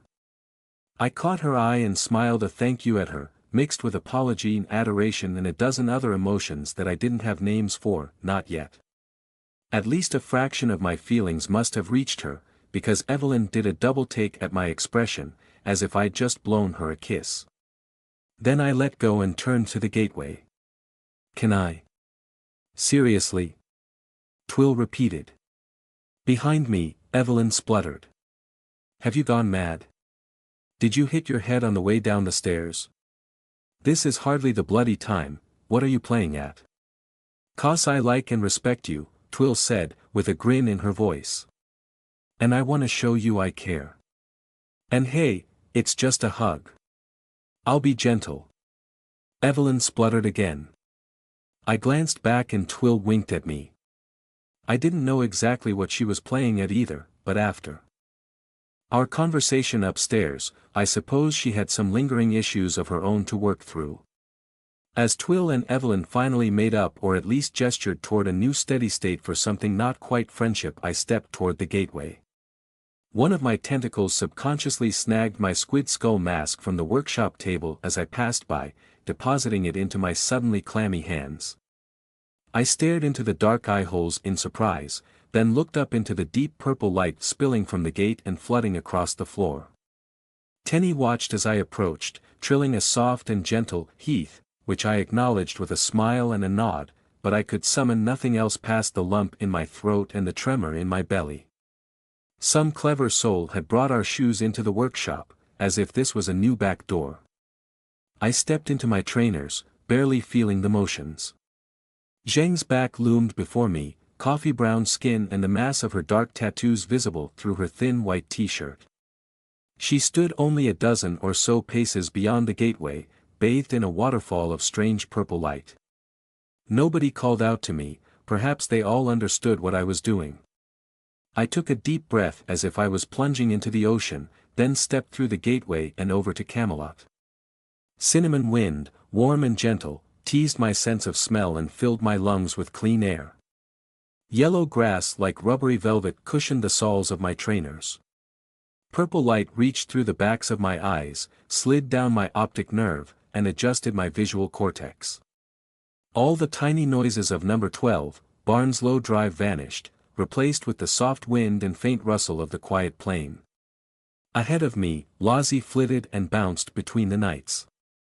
The shining chrome giants were still arranged in their rough circle across the hillsides, communing in their silent, invisible shared mind space. The forest knight was nearby too, I recognized him by the axe over his shoulder. He neither turned his head nor nodded, but I reminded myself to go greet him later. And a dozen paces away, looking up at the sky, was Zheng. I opened my mouth to say Zheng's name, but she must have heard the scuff of my feet against the grass, or caught the scent of my nervous sweat on the wind, because she turned to look back over her shoulder. Dark, brooding eyes like razor blades dipped in oil, the rolling of her shoulder muscles like knotted ropes, her hands flexed with the promise of strength. Shaman, she purred approval, but approval of what? Zheng. I swallowed, resisting with an effort of will the desire to slip my squid skull mask down over my head. Zheng, I need to apologize.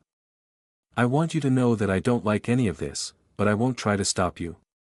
But Zheng's eyes narrowed and her smile grew. She looked up and over my shoulder, nodding once. I turned and almost jumped out of my skin. My tentacles whirled into a defensive cage, ready for a fight before I relaxed as I realized what I was looking at.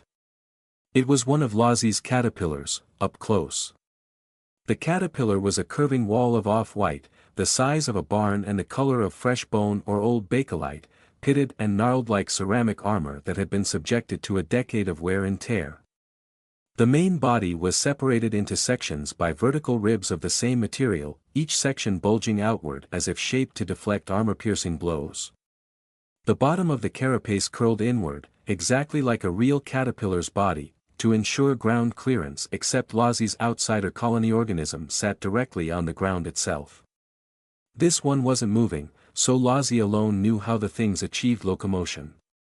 The bottom 2 feet or so of the caterpillar's carapace was smeared with dry, dark red mud, a totally different color to the soft soil beneath the yellow grass around us.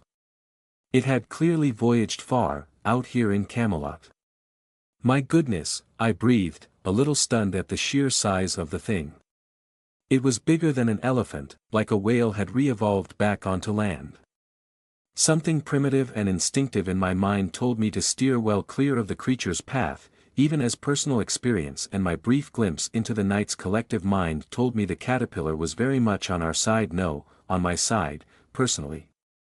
One end of the caterpillar's body tapered off into a rounded dome, but the other end was clearly the head, raised off the ground so it could look out across the yellow grasslands, recessed into the body slightly, almost like a mollusk ready to pull sensitive and vulnerable parts back inside the protective shell. It possessed nothing so obvious as eyes or a mouth, nothing so animal or earthly as a nose or a jaw. The caterpillar's face was a mass of machine-like antennae, black and shiny, some of them longer than a person was tall, pointing in every direction. Between the antennae I could see shining discs of metal inset into a darker core, like sensors or camera lenses.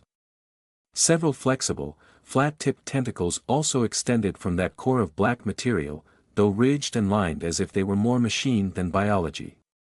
They ran up and down the antenna in an unceasing cycle, stroking or tending or oiling them. It wasn't clear from this distance. The behavior reminded me of some marine creature, perhaps a crab, cleaning its mouthparts. One tentacle turned to point at me, more than 20 feet up in the air. Inside the flat tip, something moved, something that was not quite an eyeball. Hi, I said, feeling exceedingly small. I raised a hand and tried to wave, though I could barely move my arm. My tentacles had bunched up in a protective ball around my torso. From somewhere deep inside the caterpillar came a rumble, a purr that was not quite biology but not quite machine either. It lasted only 1 second, deep and powerful, then cut off instantly. The tentacle which had been pointed at me then returned to the strange cleaning or preening process. I just stared, lost for words next to this vast creature. Was this only the exterior, the equivalent of the night suits of chrome metal? And Lozzie had made this just to explore an outside dimension? I had a feeling I was looking at so much more than a simple exploration machine. The other side of the gateway was located on the caterpillar's hide, using one of the bulging sections of off-white armor as a piece of wall. Everyone else was staring at me through that gateway opening, vaguely alarmed or confused, so I smiled and waved to them as well. I said, "It's okay," out loud, before sighing as I remembered sound did not transmit through the door. Lozzie came bounding past me in a ball of pastel and blonde. She waved to everyone with both hands, which may have done more to reassure them than I could, and then slammed right into the side of the caterpillar, which made me jump. She spread both arms wide, pressed herself against the off-white surface, and emitted a high-pitched M. It took me a very confused moment to realize she was giving it a hug. "Glorious, is it not, shaman?" Zheng purred. I finally turned back to Zheng. She was gazing up at the caterpillar with open admiration, hands on her hips, clearly impressed. "That's rare for you," I said, trying to get my tentacles to stand down. "Ha!" Zheng rumbled. She spread her arms to indicate the caterpillar. "It is so big. I would fight it just to give the mooncalf proof of her prowess." She nodded to Lozzie. "But I would lose. Catty's big." Lozzie agreed, finally giving up on her attempt to hug a wall. "But no fighting them. Too much danger. It's not what they're for, okay Zhengyi. You would lose." I echoed. Lozzie wormed her way past my tentacles somehow and hugged me from behind, putting her chin on my shoulder and her hands around my belly. I patted her wrists. Zheng grunted. Her gaze returned to me. "It is the price of combat. Sometimes you lose. Are you going to lose today?" I asked before I could stop myself. Zheng tilted her head at me, slow and dark, with eyes like coal pits. Over my shoulder, Lozzie stuck her tongue out. Zheng heaved a great breath like a tiger's purr. She rolled her shoulders and her neck. "Do you wish to see me win?" she asked. "I'm not sure I want to see it at all," I said, feeling myself sinking into toxic mud once again. But I struggled to stay above the surface, to speak truth to my lover. I groped for an emotional handhold and found something unfamiliar as I spoke. "But if you must fight, then I would much prefer you win." Where did that come from? I asked myself. What do you care if she wins or loses a play fight? Lozzie wiggled with pure excitement, making a little ee sound in her throat.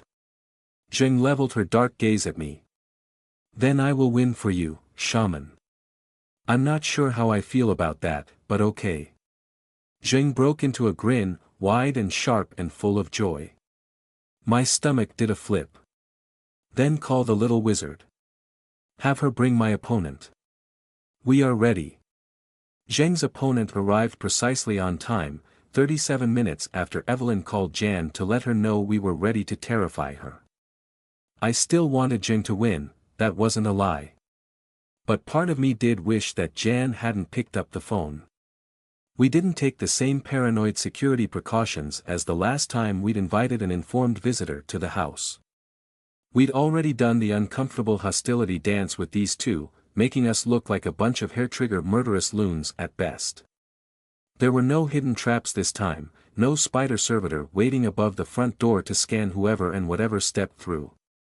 Besides, between one demon host and Jan's enchanting eyes, they would see quite clearly if we had strung a net of magical tripwires to snare their ankles.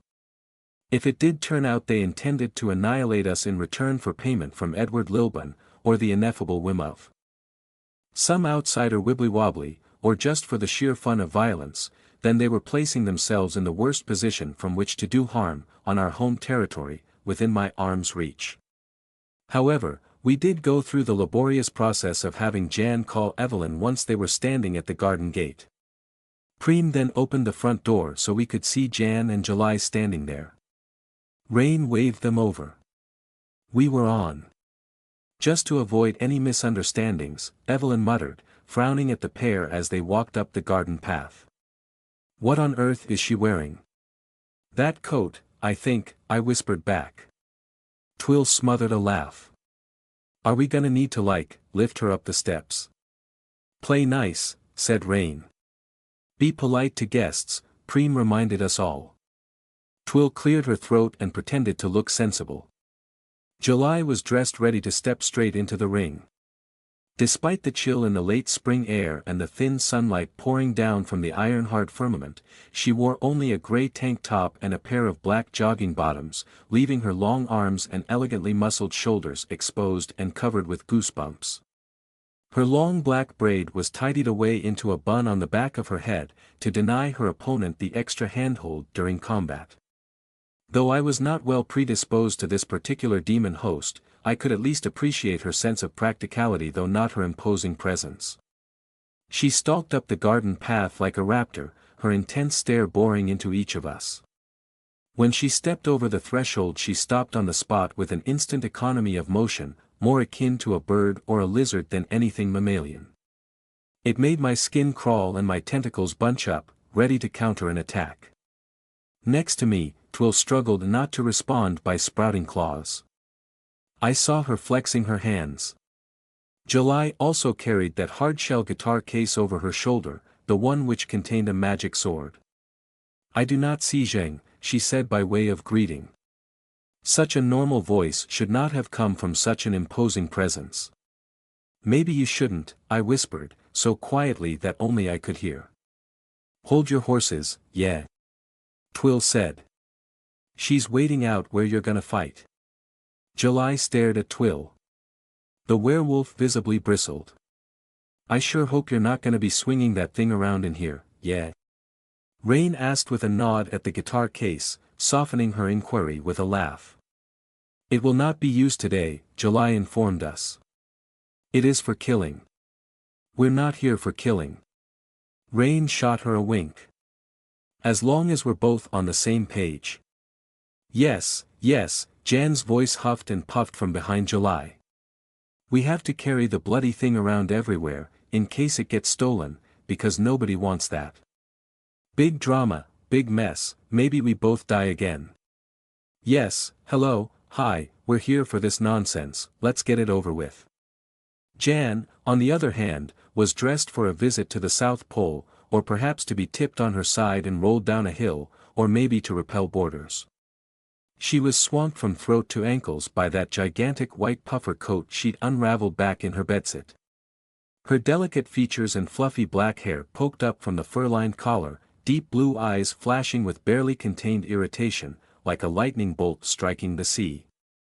She looked like a cross between an ambulatory marshmallow and a penguin as she waddled up the garden path, puffing a huge sigh as she stepped inside. The coat was evidently quite heavy.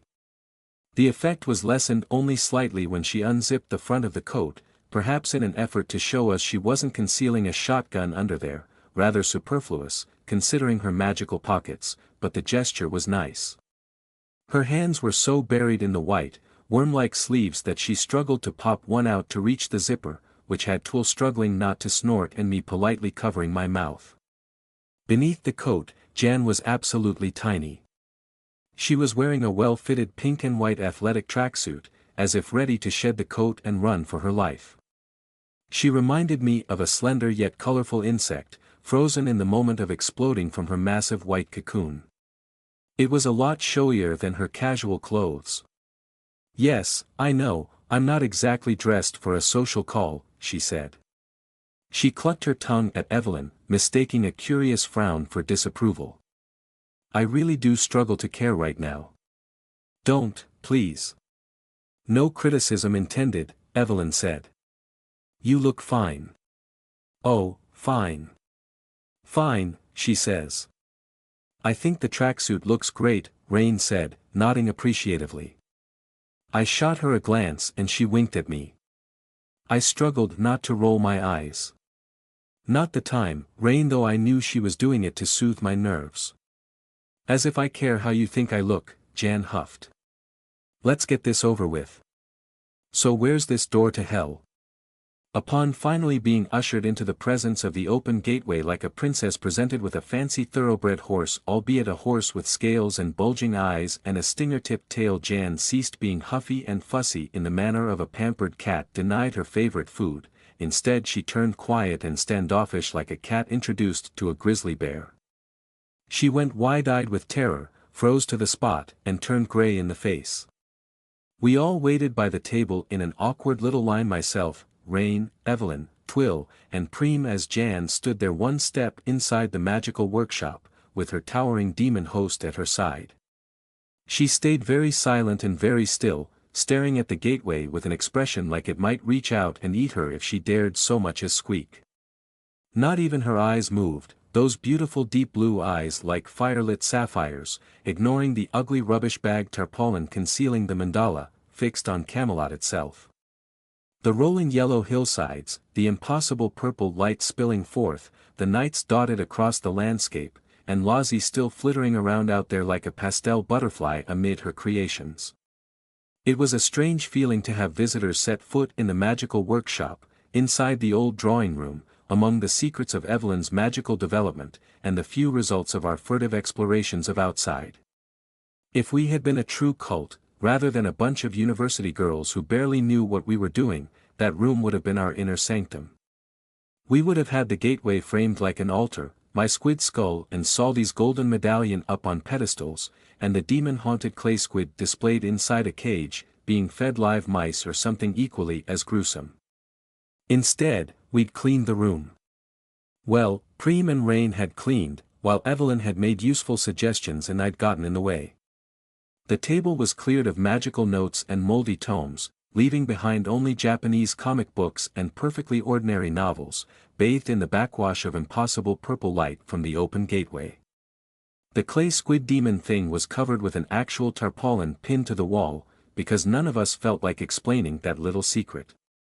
Evelyn had coaxed a second spider servitor down from the attic with lots of rambling in Latin, so now two of the huge black pneumosomatic guardians crouched upside down in the corner over the sofa.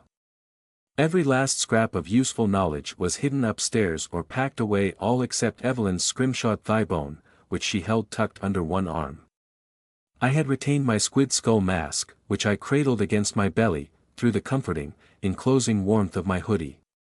We were all dressed as if ready to step out into the back garden, hoodies and coats at the ready, shoes on our feet. Rain was wearing her padded motorcycle jacket, but I didn't think we'd be needing that. I'd half expected Preem to put on some of her casual clothes, but she was prim and starched in her full maid uniform. Perhaps a trip outside required that certain formalities be properly observed. Eventually, Evelyn cleared her throat.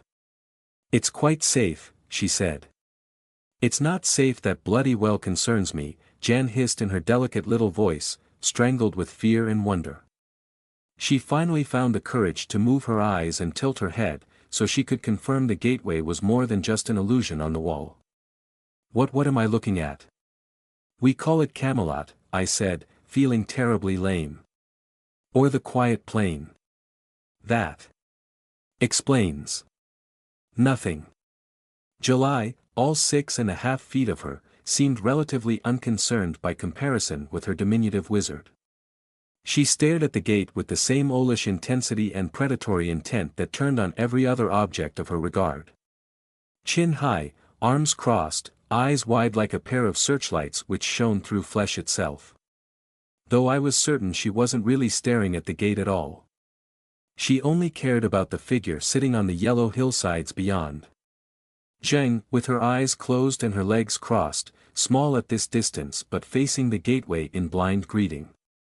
After our little talk, Zheng had sat down outside, out there among the knights, to wait in silent and solitary meditation. After nearly a full minute of Jan staring at the gateway like it was a live dragon, July went to take a step forward. Jan's hand shot out and practically punched July in the ribs in desperation to grab a fistful of tank top, clutching even through the puffy fabric of her own sleeve. Jan pulled an incoherent grimace and made a wordless hissing sound.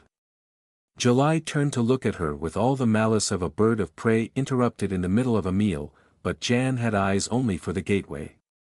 "We don't have all day," Evelyn sighed. "Oh, who am I kidding, we do have all day. But I would like to sit down sometime this century, please."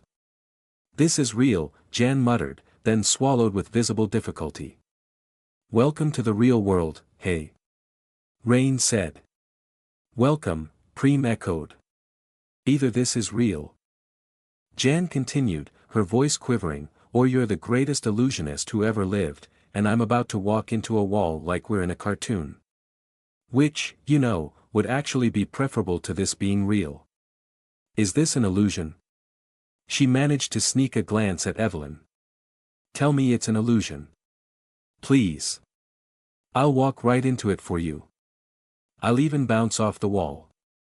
I'll make a cartoon sound effect and do a pratfall, just tell me this isn't real." "It's all real," I sighed. "Every last bit of it." Jan fell silent again, staring at the gate. I could see her struggling to catch her breath. Did dolls need to breathe? Preem didn't. Maybe it was different, if one started out as a human. Or maybe it just felt right for her. Would it feel right for Maisie, if I put her in a doll? Surely you've seen comparable phenomena. Evelyn muttered. "Hey, yo, Evie needs to sit down," Twill said. "Get over it, yeah. Get over it." Jan echoed, scrunching up her eyes with utter disgust, though still not looking away from the open gate. "Get over it. Get over it. Just like that.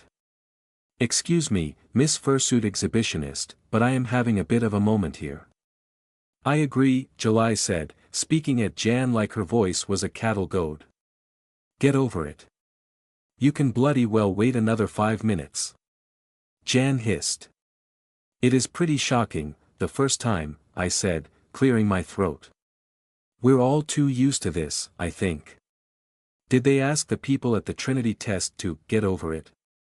Jan continued, infusing the words "get over it" with all the teenage scorn she could summon. But then she huffed and wet her lips with a little dart of pink tongue, still frowning at the gateway like it was a mad suggestion in a badly planned war. Well, yes, that's the point, they probably did. And here I am, with a group of mad people who might set the atmosphere on fire. Please don't make that comparison, Evelyn groaned.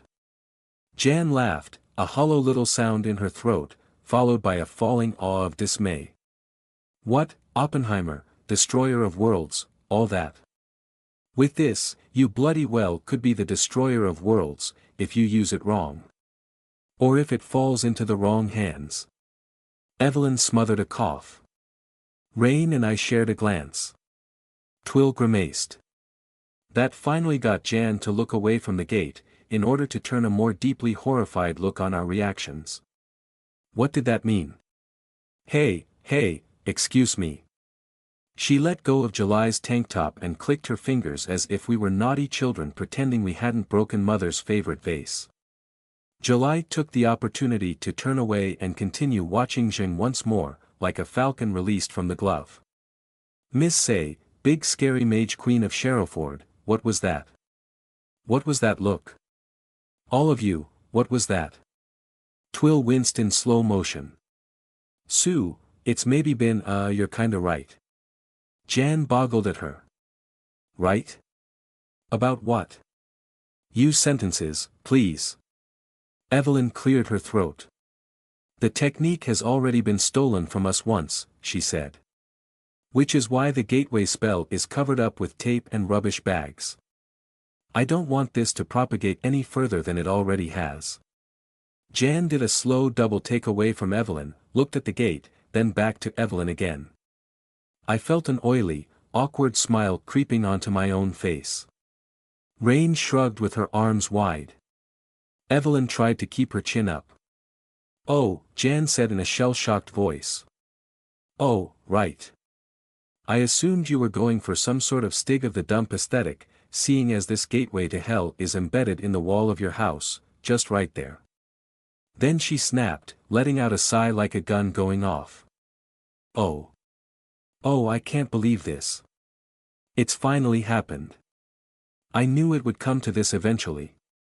Nothing has not come to anything, July said.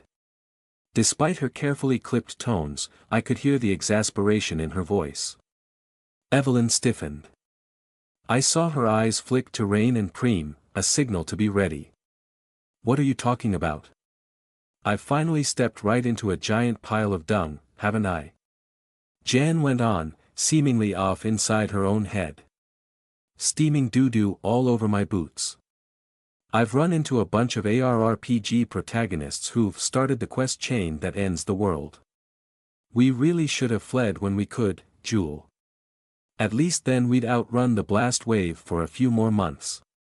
Maybe I could die in Paris, wouldn't that have been poetic? The world is not going to end, July said. This time she actually sighed, though she was still fixed on Zheng. Stop bellyaching. They have a gateway to the beyond and it's been stolen by some bloody psychopath.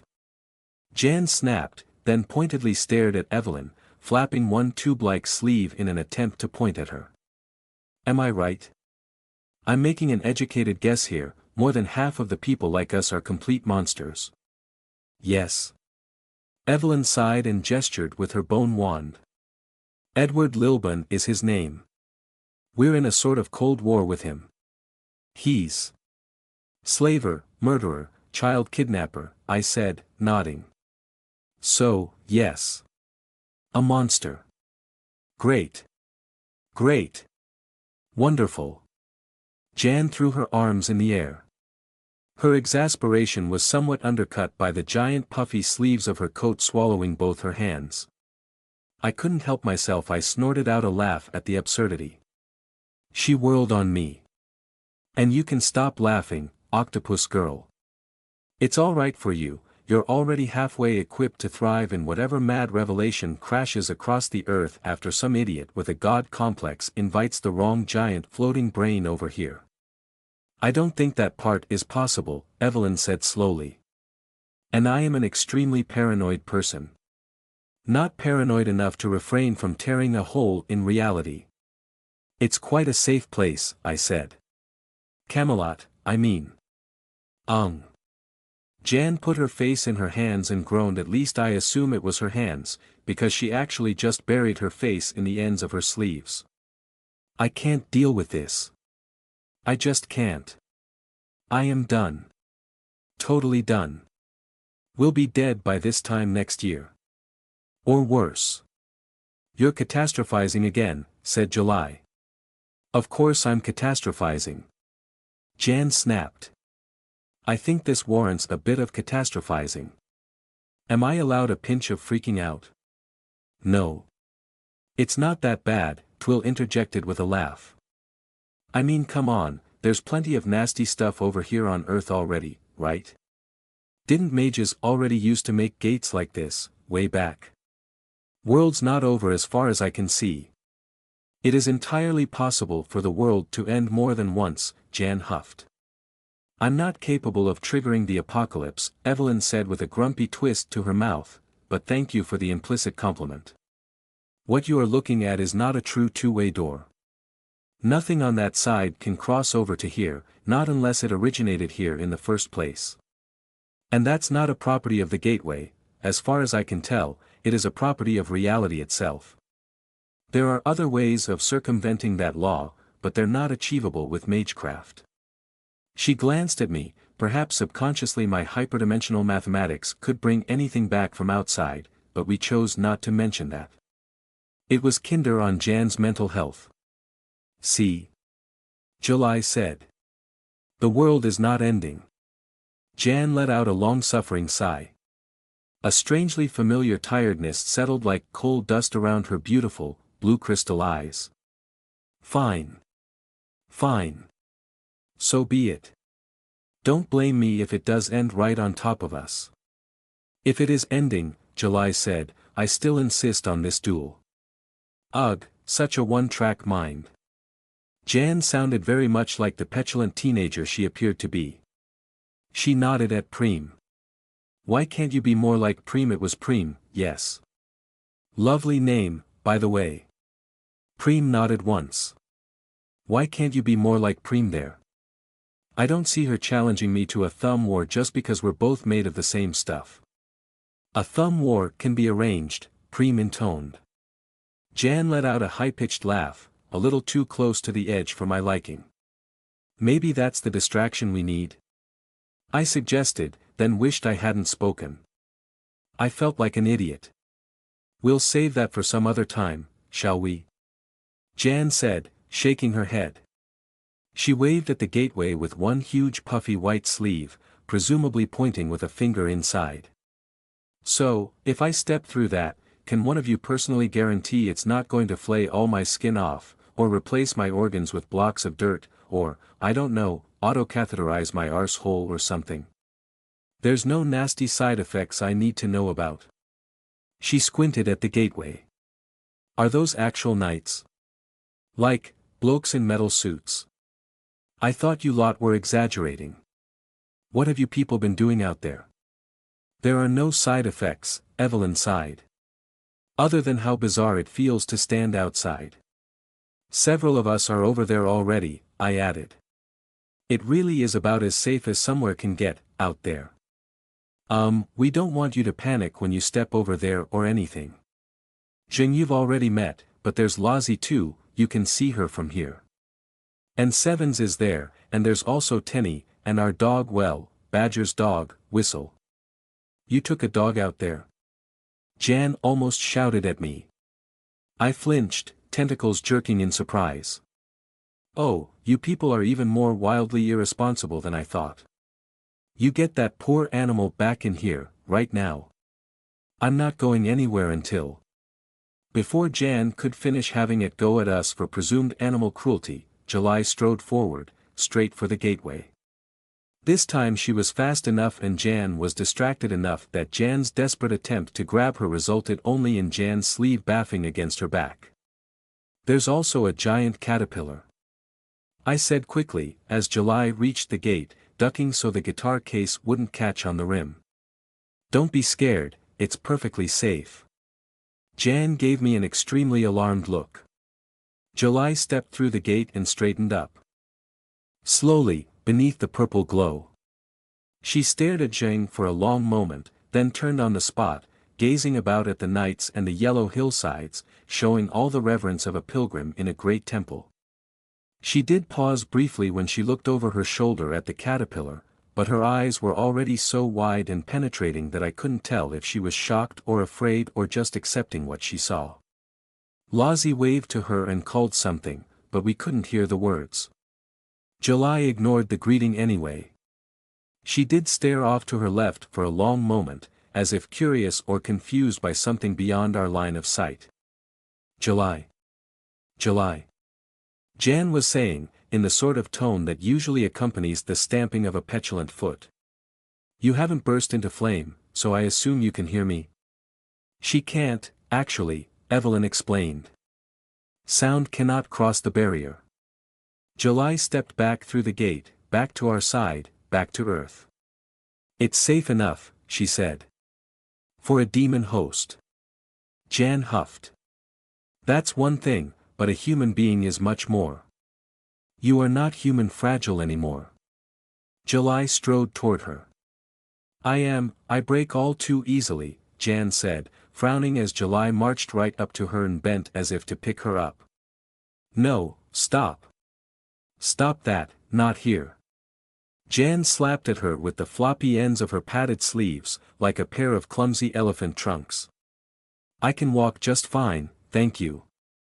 But you are complaining so very much, July told her. Unlike Preem's expressionless tones, this demon host did not conceal her mockery. Rain snorted a laugh behind one hand. Evelyn rolled her eyes. My smile grew very fixed. Twill actually said, ha, out loud. And I will keep complaining, Jan said. She tried to put her hands on her hips but it didn't really work in the massive coat. July stared at her for a moment longer. I was about to open my mouth and hurry this along, it was bordering on absurd now, but then for a split second I didn't see them as siblings, one older and one younger if that was what the Martins pair really were. Instead I saw a mother and child, an old lady, petulant and tired, but having a lot more fun with this exchange than she was letting on, opposite a daughter who just wanted to go outside and play, but would indulge any of her dear mother's whims.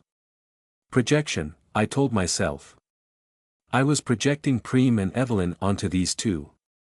But I still reached out covertly and gave Evelyn's elbow a squeeze. She flinched slightly and frowned at me, but more in confusion than anger. Fine, July said. Stay here. The demon turned on her heel, marched back up to the gateway, and stepped across. Her long black braid swished through after her. This time she didn't pause once over the threshold, but carried on walking toward Zheng. A flutter of pastel poncho detached from a cluster of knights and flounced over toward her, to greet or question or tease. Amid all the confusion and confrontation and even after the emotional turmoil of the last few hours, not to mention the way I kept glancing at Evelyn's profile, wanting to speak to her in private, I still felt a flicker of an urge to launch myself outside just to protect Lazi. My tentacles twitched as one, aching to reach out and make sure July did not touch so much as one hair on Lazi's head. But outside was her domain. She was surrounded by her knights and more. Lazi was safer out there than she was here. July. Jan reached after her in confusion and dismay, then seemed to catch herself and remembered we were all watching. She cleared her throat and lowered her arm, then tugged her coat tight around herself and shook her head. She suddenly seemed very small and vulnerable. Suppose we better follow, or we'll miss the show. It's okay, I piped up in a misguided effort to reassure her. Zheng has strict instructions not to start until we've discussed the rules. Oh, Jan said. She didn't meet my eyes, too self-conscious. Rules. Right. There's going to be rules. Very sensible, yes. We really don't have to step through, I said, trying not to cringe with secondhand embarrassment. You could watch from here, if you want. If you don't want to go. That's okay, I totally understand. Scared? Twill snorted. Ha. Some mage, right? Of course I'm scared. Jan said. You should all be terrified, this is terrifying. The fact you're not scared in the slightest is even worse. She gestured at the gate. Anything could be out there. We know exactly what's out there, I said, cringing with apology. For that dimension, at least. Mostly. Well, I'm trusting Lozzie on this, she's the expert. Rain winced at my phrasing. I blushed, feeling like an idiot. My head was not in the right place for this conversation. Half of me wanted to be alone with Evelyn, right now, the other half was relieved I couldn't be. Oh, right, Jan said, lashing on the sarcasm with her delicate tones. An expert in the beyond. That's great. And what does she do, exactly? No doubt something nightmarish that I would be happier not knowing. Unfortunately, our efforts to convince Jan to step outside the boundaries of reality were undermined at that exact moment by a bundle of black tentacles emerging through the gateway. Tenny appeared around the side of the gate and stepped backward across the threshold, back to earth, creeping like a child retreating from a dark room, unwilling to turn away and look where she was going, lest the ghosts snagged her ankles. Her shoulders were hunched, her head ducked, her wingcloak wrapped tightly around herself in a protective layer of black silken flesh and fuzzy white fur. Her antennae lay very still, flush against her head. Her tentacles were retracted close to her body, reaching behind herself like she was groping for a handhold or a familiar support. Her humanoid arms held Whistle, equally quiet and pensive, little doggy ears standing straight up. Of course, all Jan saw was a monster, crossing to our side. She went pale, mouth wide open, recoiling like she was ready to bolt. It's okay, it's okay. I blurted out, hands up. It's just Tenny. Aw shit, went Twill. Evelyn sighed and put her face in one hand. Bert, went Tenny, turning on the spot. Jan boggled at me and Evelyn. So much for nothing crossing from that side. What is that? It's Tenny. I repeated, even as I knew she needed more explanation than that. She's from here. She's supposed to be here. Hey, Tens, you okay? Rain was saying, quickly crossing the room and accepting Tenny's oddly desperate clutching tentacles on her shoulders. She scratched Whistle's head. Not so good out there, yeah. Not good, Tenny trilled. Her big black pelagic eyes roved across us as she copied a very lousy gesture, puffing her cheeks out. She wrapped a secure tentacle around Rain's arm, holding on tight. Then she spotted January. Low. Tenny, this is Jan, I said, trying to repair the mess. Jan, this is Tenny. We did verbally warn you we had a non-human here. Remember? Evie, you did do that on the phone, didn't you? I did, Evelyn sighed. Apparently it didn't take. Jan just stared, jaw slack. Low. Tenny repeated. She puffed out a burr. Not a shark. I cleared my throat. Tenny is technically a child, so please don't scare her. And yes, Tenny. Jan here is not a shark. BLRT, no shark. Tenny pouted. She's from here. Jan murmured. How? Lozzie made her, I said. Sort of. She's Lozzie's daughter, technically. She started as a spirit. As pneumosomatic life, Evelyn supplied with a sigh.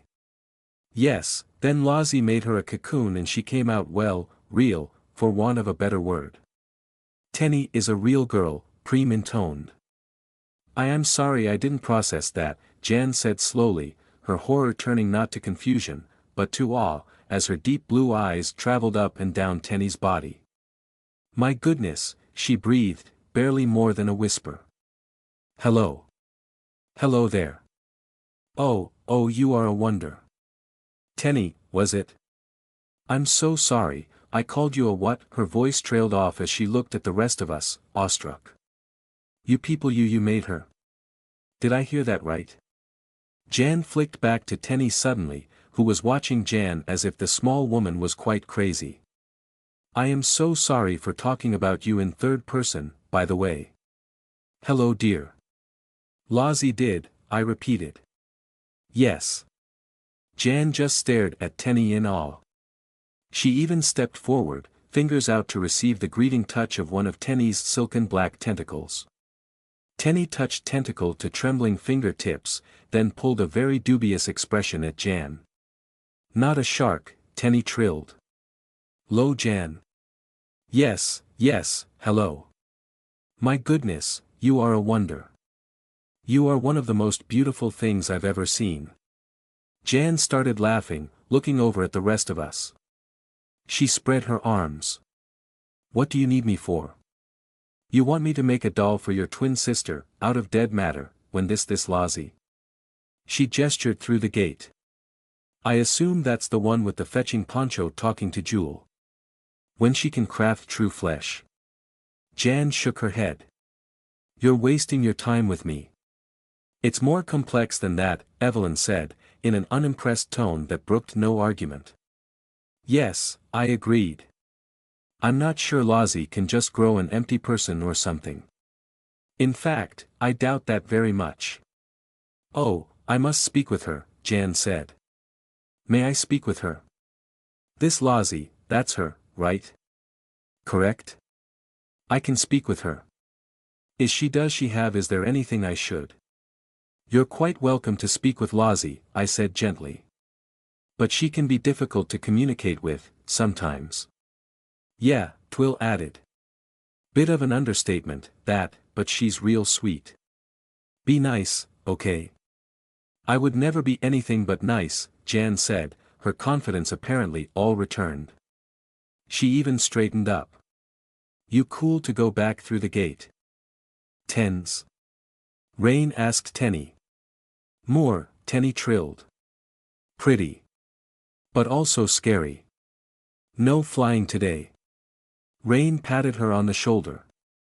My heart went out to how sweet she was with Tenny. Ah, you don't have to, she said. We can just sit and watch with Whistle. Isn't that right, Whistle? Whistle went huff. Perhaps he recognized his own name. Ah, Jan said, bright blue eyes flicking through the gate again. Her throat bobbed. I don't suppose you could ask Lozzie to come over here for a chat. I was about to open my mouth and say certainly, why not, I'll ask her. I wasn't about to force an innocent to step outside, though I did wonder if Jan counted as innocent. But Evelyn spoke up quickly, before I could get a word out. No, not right now, she said. Lozzie is needed out there. You'll have to come with us. Ah. Well. Jan took a deep breath. I got the sudden impression she wanted to cross herself. Well, perhaps another time then, I do really want to speak with. Jan did not get to finish her sentence, because Preem stepped up. With 3 short clicks of her sensible heels, Preem approached Jan, stopped at a distance calculated precisely between professional courtesy and personal intimacy, and held out one pale hand. Be not afraid, Preem said. Jan blinked at Preem, down at her hand, and then at us, raising her eyebrows in mild alarm and mute question. Don't look at me, Evelyn said. I have no idea what she's doing. Preem, what are you doing? Escorting, Preem intoned. If desired. She's being very sweet, I said out loud. She's not mocking you or anything, she's being serious. Evelyn nodded along with a sort of grudging sigh. Oh, why not? Jan said, her tone suddenly much more like that of the old woman I'd glimpsed for a moment as she'd argued with July. She wriggled one hand out of the end of her voluminous sleeve and placed it graciously in Preem's palm. Thank you, you very kind. Maybe leave out the, be not afraid line next time though. You are angelic, but it's a bit much. I am angelic, Preem agreed. Hey, if it makes you feel safer, Rain added. She spread her hands and patted her heavily padded motorcycle jacket. I know how it feels. All safe. Tenny trilled, apparently much happier now she was back with the rest of us, rather than watching her mother tend to the knights. Quite, Evelyn said, frowning at Preem and Jan as if not sure what to make of this development. Can somebody hold my hand too? Twill asked, laughing. No teasing, Preem intoned. She gave us all a blank-faced, white-eyed look, Twill especially, who at least had the good sense to look sheepish. Preem lingered on me for a moment longer than the others, which I could only tell because of the way she moved her head. It was impossible to be certain, but a moment of communication passed between us, though I couldn't figure out how I understood her intention. Perhaps I was merely projecting, perhaps it was nothing, or perhaps it was the emotional backwash of my rather intense conversation with Twill, and my newly exposed thoughts about the woman standing next to me. Preem would escort Jan and therefore I was to look after Evelyn. I nodded back, just a tiny tilt of my head. Preem's pointed gaze moved on.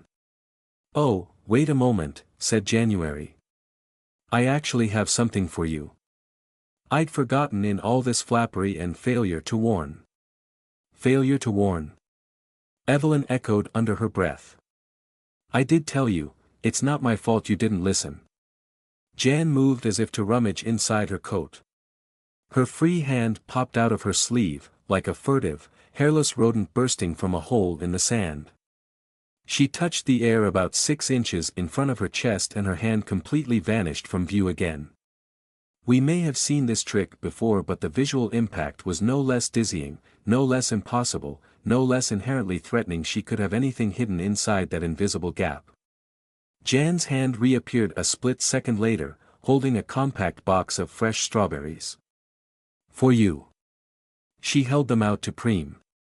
Thank you for being so sweet the first time we met. Just don't share them with anybody else. Strawberry.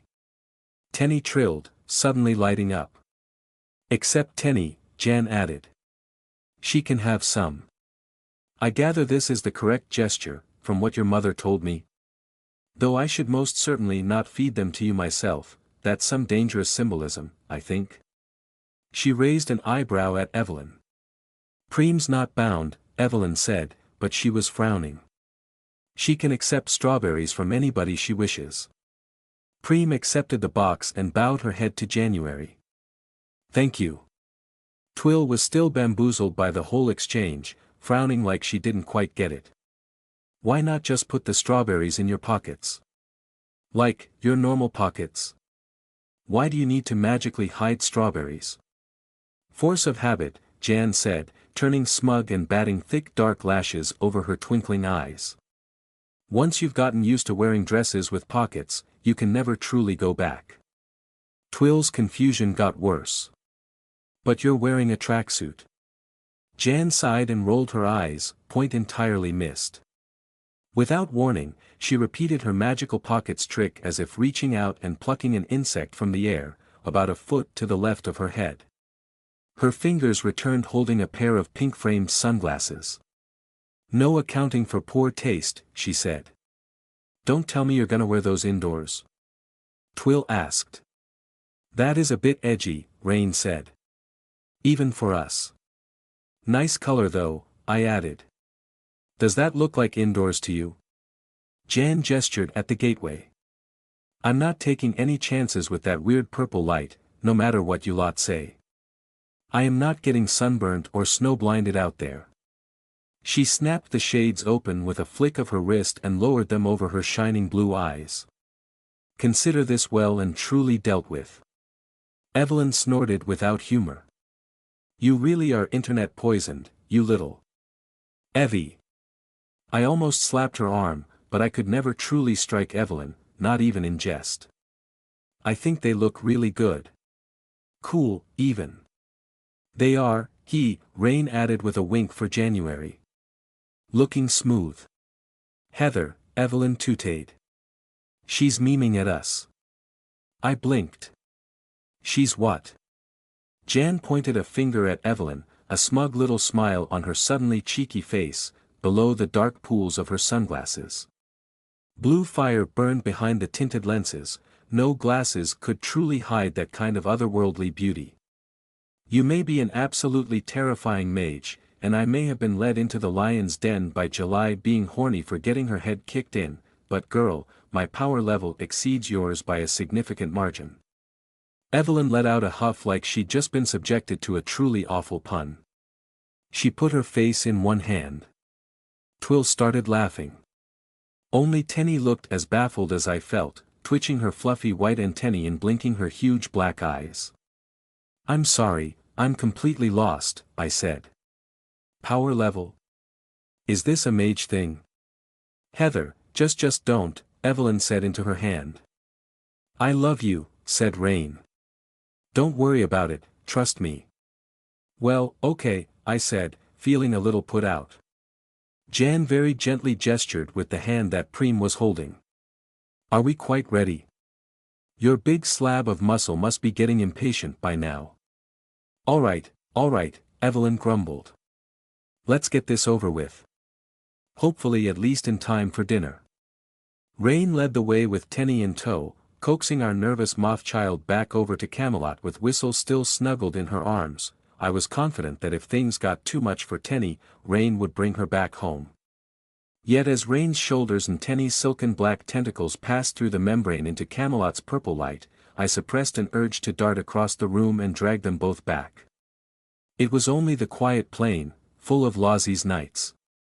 I had to repeat that to myself, just to let them go. Twill paused with an after-you gesture for the rest of us. Jan glanced back over her shoulder as we moved toward the gateway. Are they not coming with us? She asked, peering over the top of her sunglasses. What? Twill glanced back too, at what for her was just the empty corners of the room. Evelyn pulled a frown, but then she realized. She means the spider servitors, I explained for Twill's benefit. You can see them too, Jan. Of course I can. Jan raised an eyebrow at me and then ran her eyes along my tentacles, her sudden attention enough to make me feel a little shy. I pulled my extra limbs in toward myself. I can see your additions, after all. Don't be shy now, they're very impressive.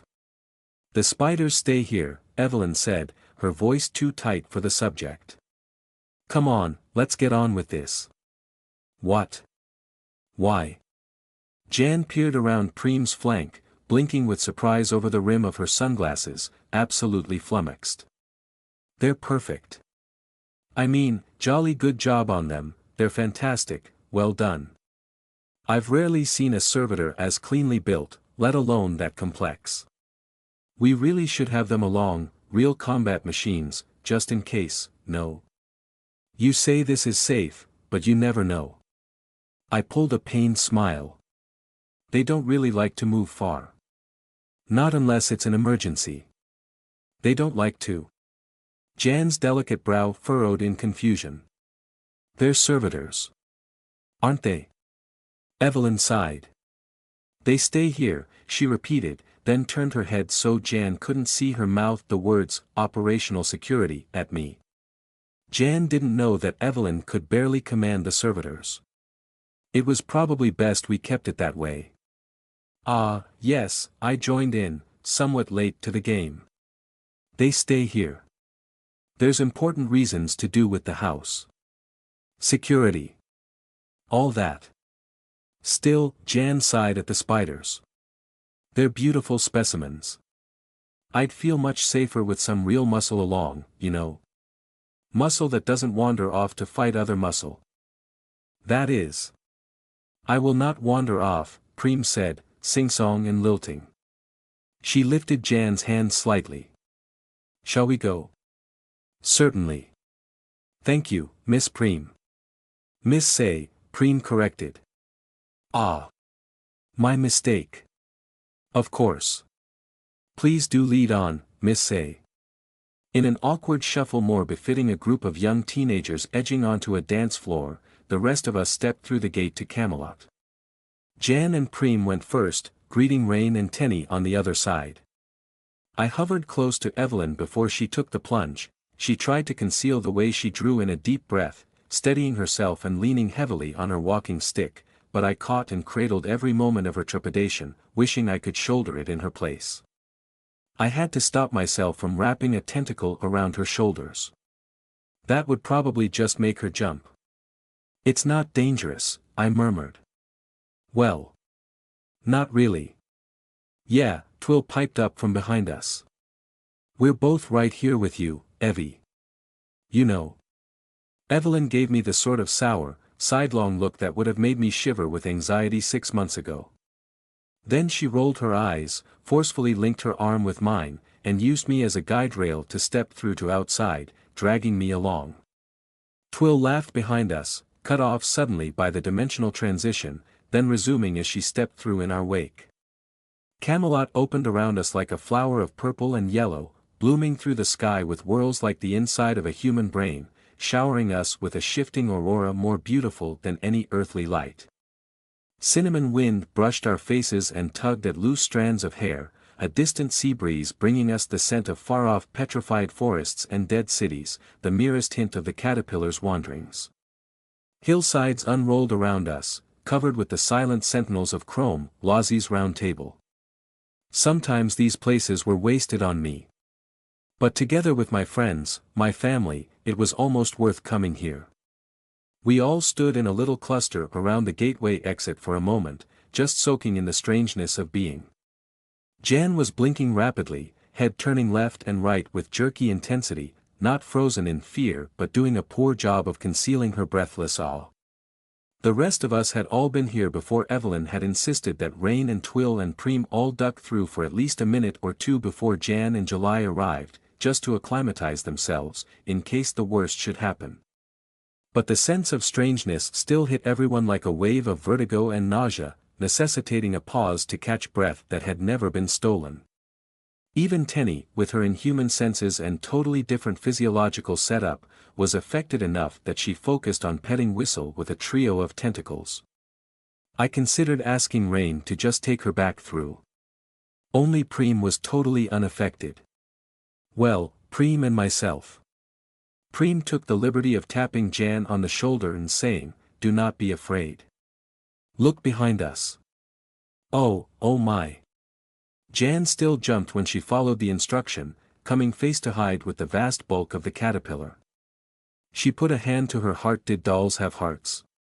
Did Preem have a heart inside her wooden chest? Metaphorically, very much so. Oh, that is very big indeed. Too big. That's what she said, Twill muttered from the corner of her mouth. Evelyn almost whacked her in the shins with her walking stick, but Twill managed to skip away, forcing a laugh. "Thank you, Twill," I said, and I meant it. Anything for a bit of normality when outside. "You people have built seating out here?" Jan asked, eyebrows scrunching above her shades. "What's next? Are you going to put up a gazebo? Plant some roses? Strawberry bushes?" Preem intoned. "Oh, lovely," Jan said. I got the impression her sarcasm was blunted for Preem's benefit. "We didn't build this," Evelyn said, vaguely uncomfortable as she gestured at the caterpillar and the seating. "This is all Lozzie's work. Look again, it's part of the creature." Or, was. Jan paused, staring up at the caterpillar again. "She made this too?"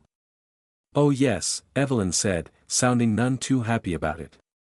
"I really must speak with her," Jan murmured. Lozzie's whale-sized caterpillar of off-white carapace and shaped armor had extruded seating for us.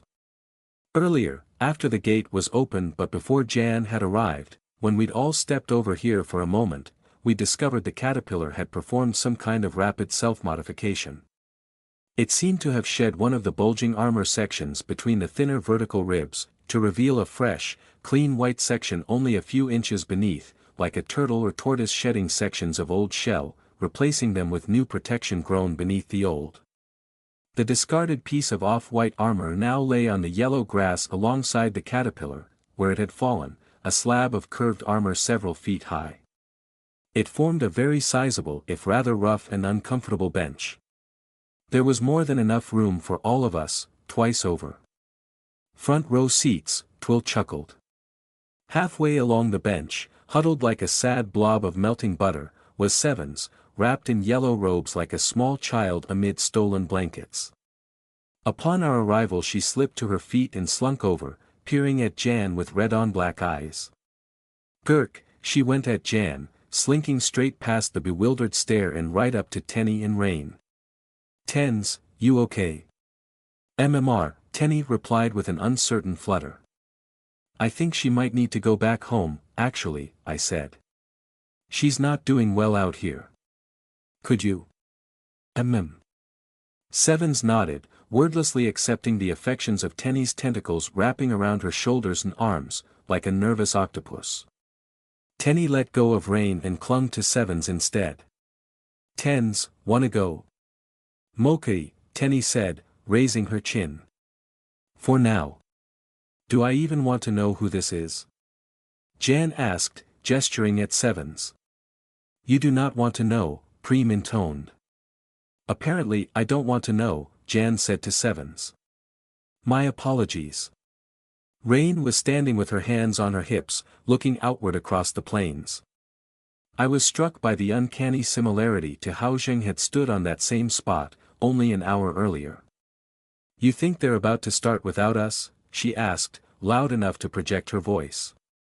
About 60 feet directly ahead of us, July and Zheng were facing off, staring each other down like a pair of apex predators who had stumbled across one another in a jungle clearing. Zheng had risen from her cross-legged repose and July had walked to almost within arm's reach. I couldn't see July's expression with her back to us, but I could read the fascination and hunger on Zheng's face, the silent desire, the undeniable lust. My stomach turned over with lingering jealousy, sick and tight. Suddenly nothing mattered, certainly not my wish for Zheng to win. I had to bite my lower lip and turn away. Tentacles bunched and coiled with instinctive urgency. My skin tingled, aching to flush with warning coloration and deadly toxins. Part of me wanted to spring across the 60 feet as quick as I could and plant myself in front of July. A hiss crawled up my throat. "Wouldn't put it past them," Jan said with total dismissal. She wasn't even paying attention. "Are we going to sit down, then?" "I'm not keen on standing here while these two beat each other to a pulp."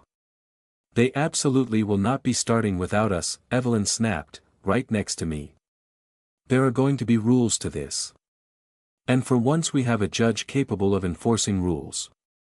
Evelyn's tone contained a note I rarely heard from her, shocking me out of my jealous simmer secret smug victory. I blinked at her, followed her gaze back to Zheng, then I realized what I'd missed. "Oh," Jan said. "Oh, I see. Very clever." Lazi was standing between July and Zheng, bobbing her head and chattering up at July. It was too far away to make out the words, but the meaning was undeniable. My tentacles relaxed and the abyssal itch ebbed away. I felt Evelyn's arm looped through mine again. "Security and concealment weren't the only reasons for doing this out here," Evelyn croaked softly. "You made a good call for more reasons than you thought, Heather." "Completely mad. But good." I boggled at her, my mind whirling to catch up. My throat still felt thick with the need to hiss at July. "Evie, you mean Lazi agreed to this because—" To my wordless delight and more than a little bit of unexpected blush, Evelyn smiled for real, in a way I'd never seen her smile before, narrow-eyed and devious, but not at all dark. The strategist's smile, for me. Over 100 pneumosomatically engineered knights and one caterpillar machine the size of an airliner. That's more than enough show of strength to keep this as a duel, to keep it under control. "Oh goodness," Jan said. "How smart. I only wish it wasn't happening here." I couldn't believe my ears. Evelyn could barely contain her smile, though she kept her lips together. Mischief danced in her eyes.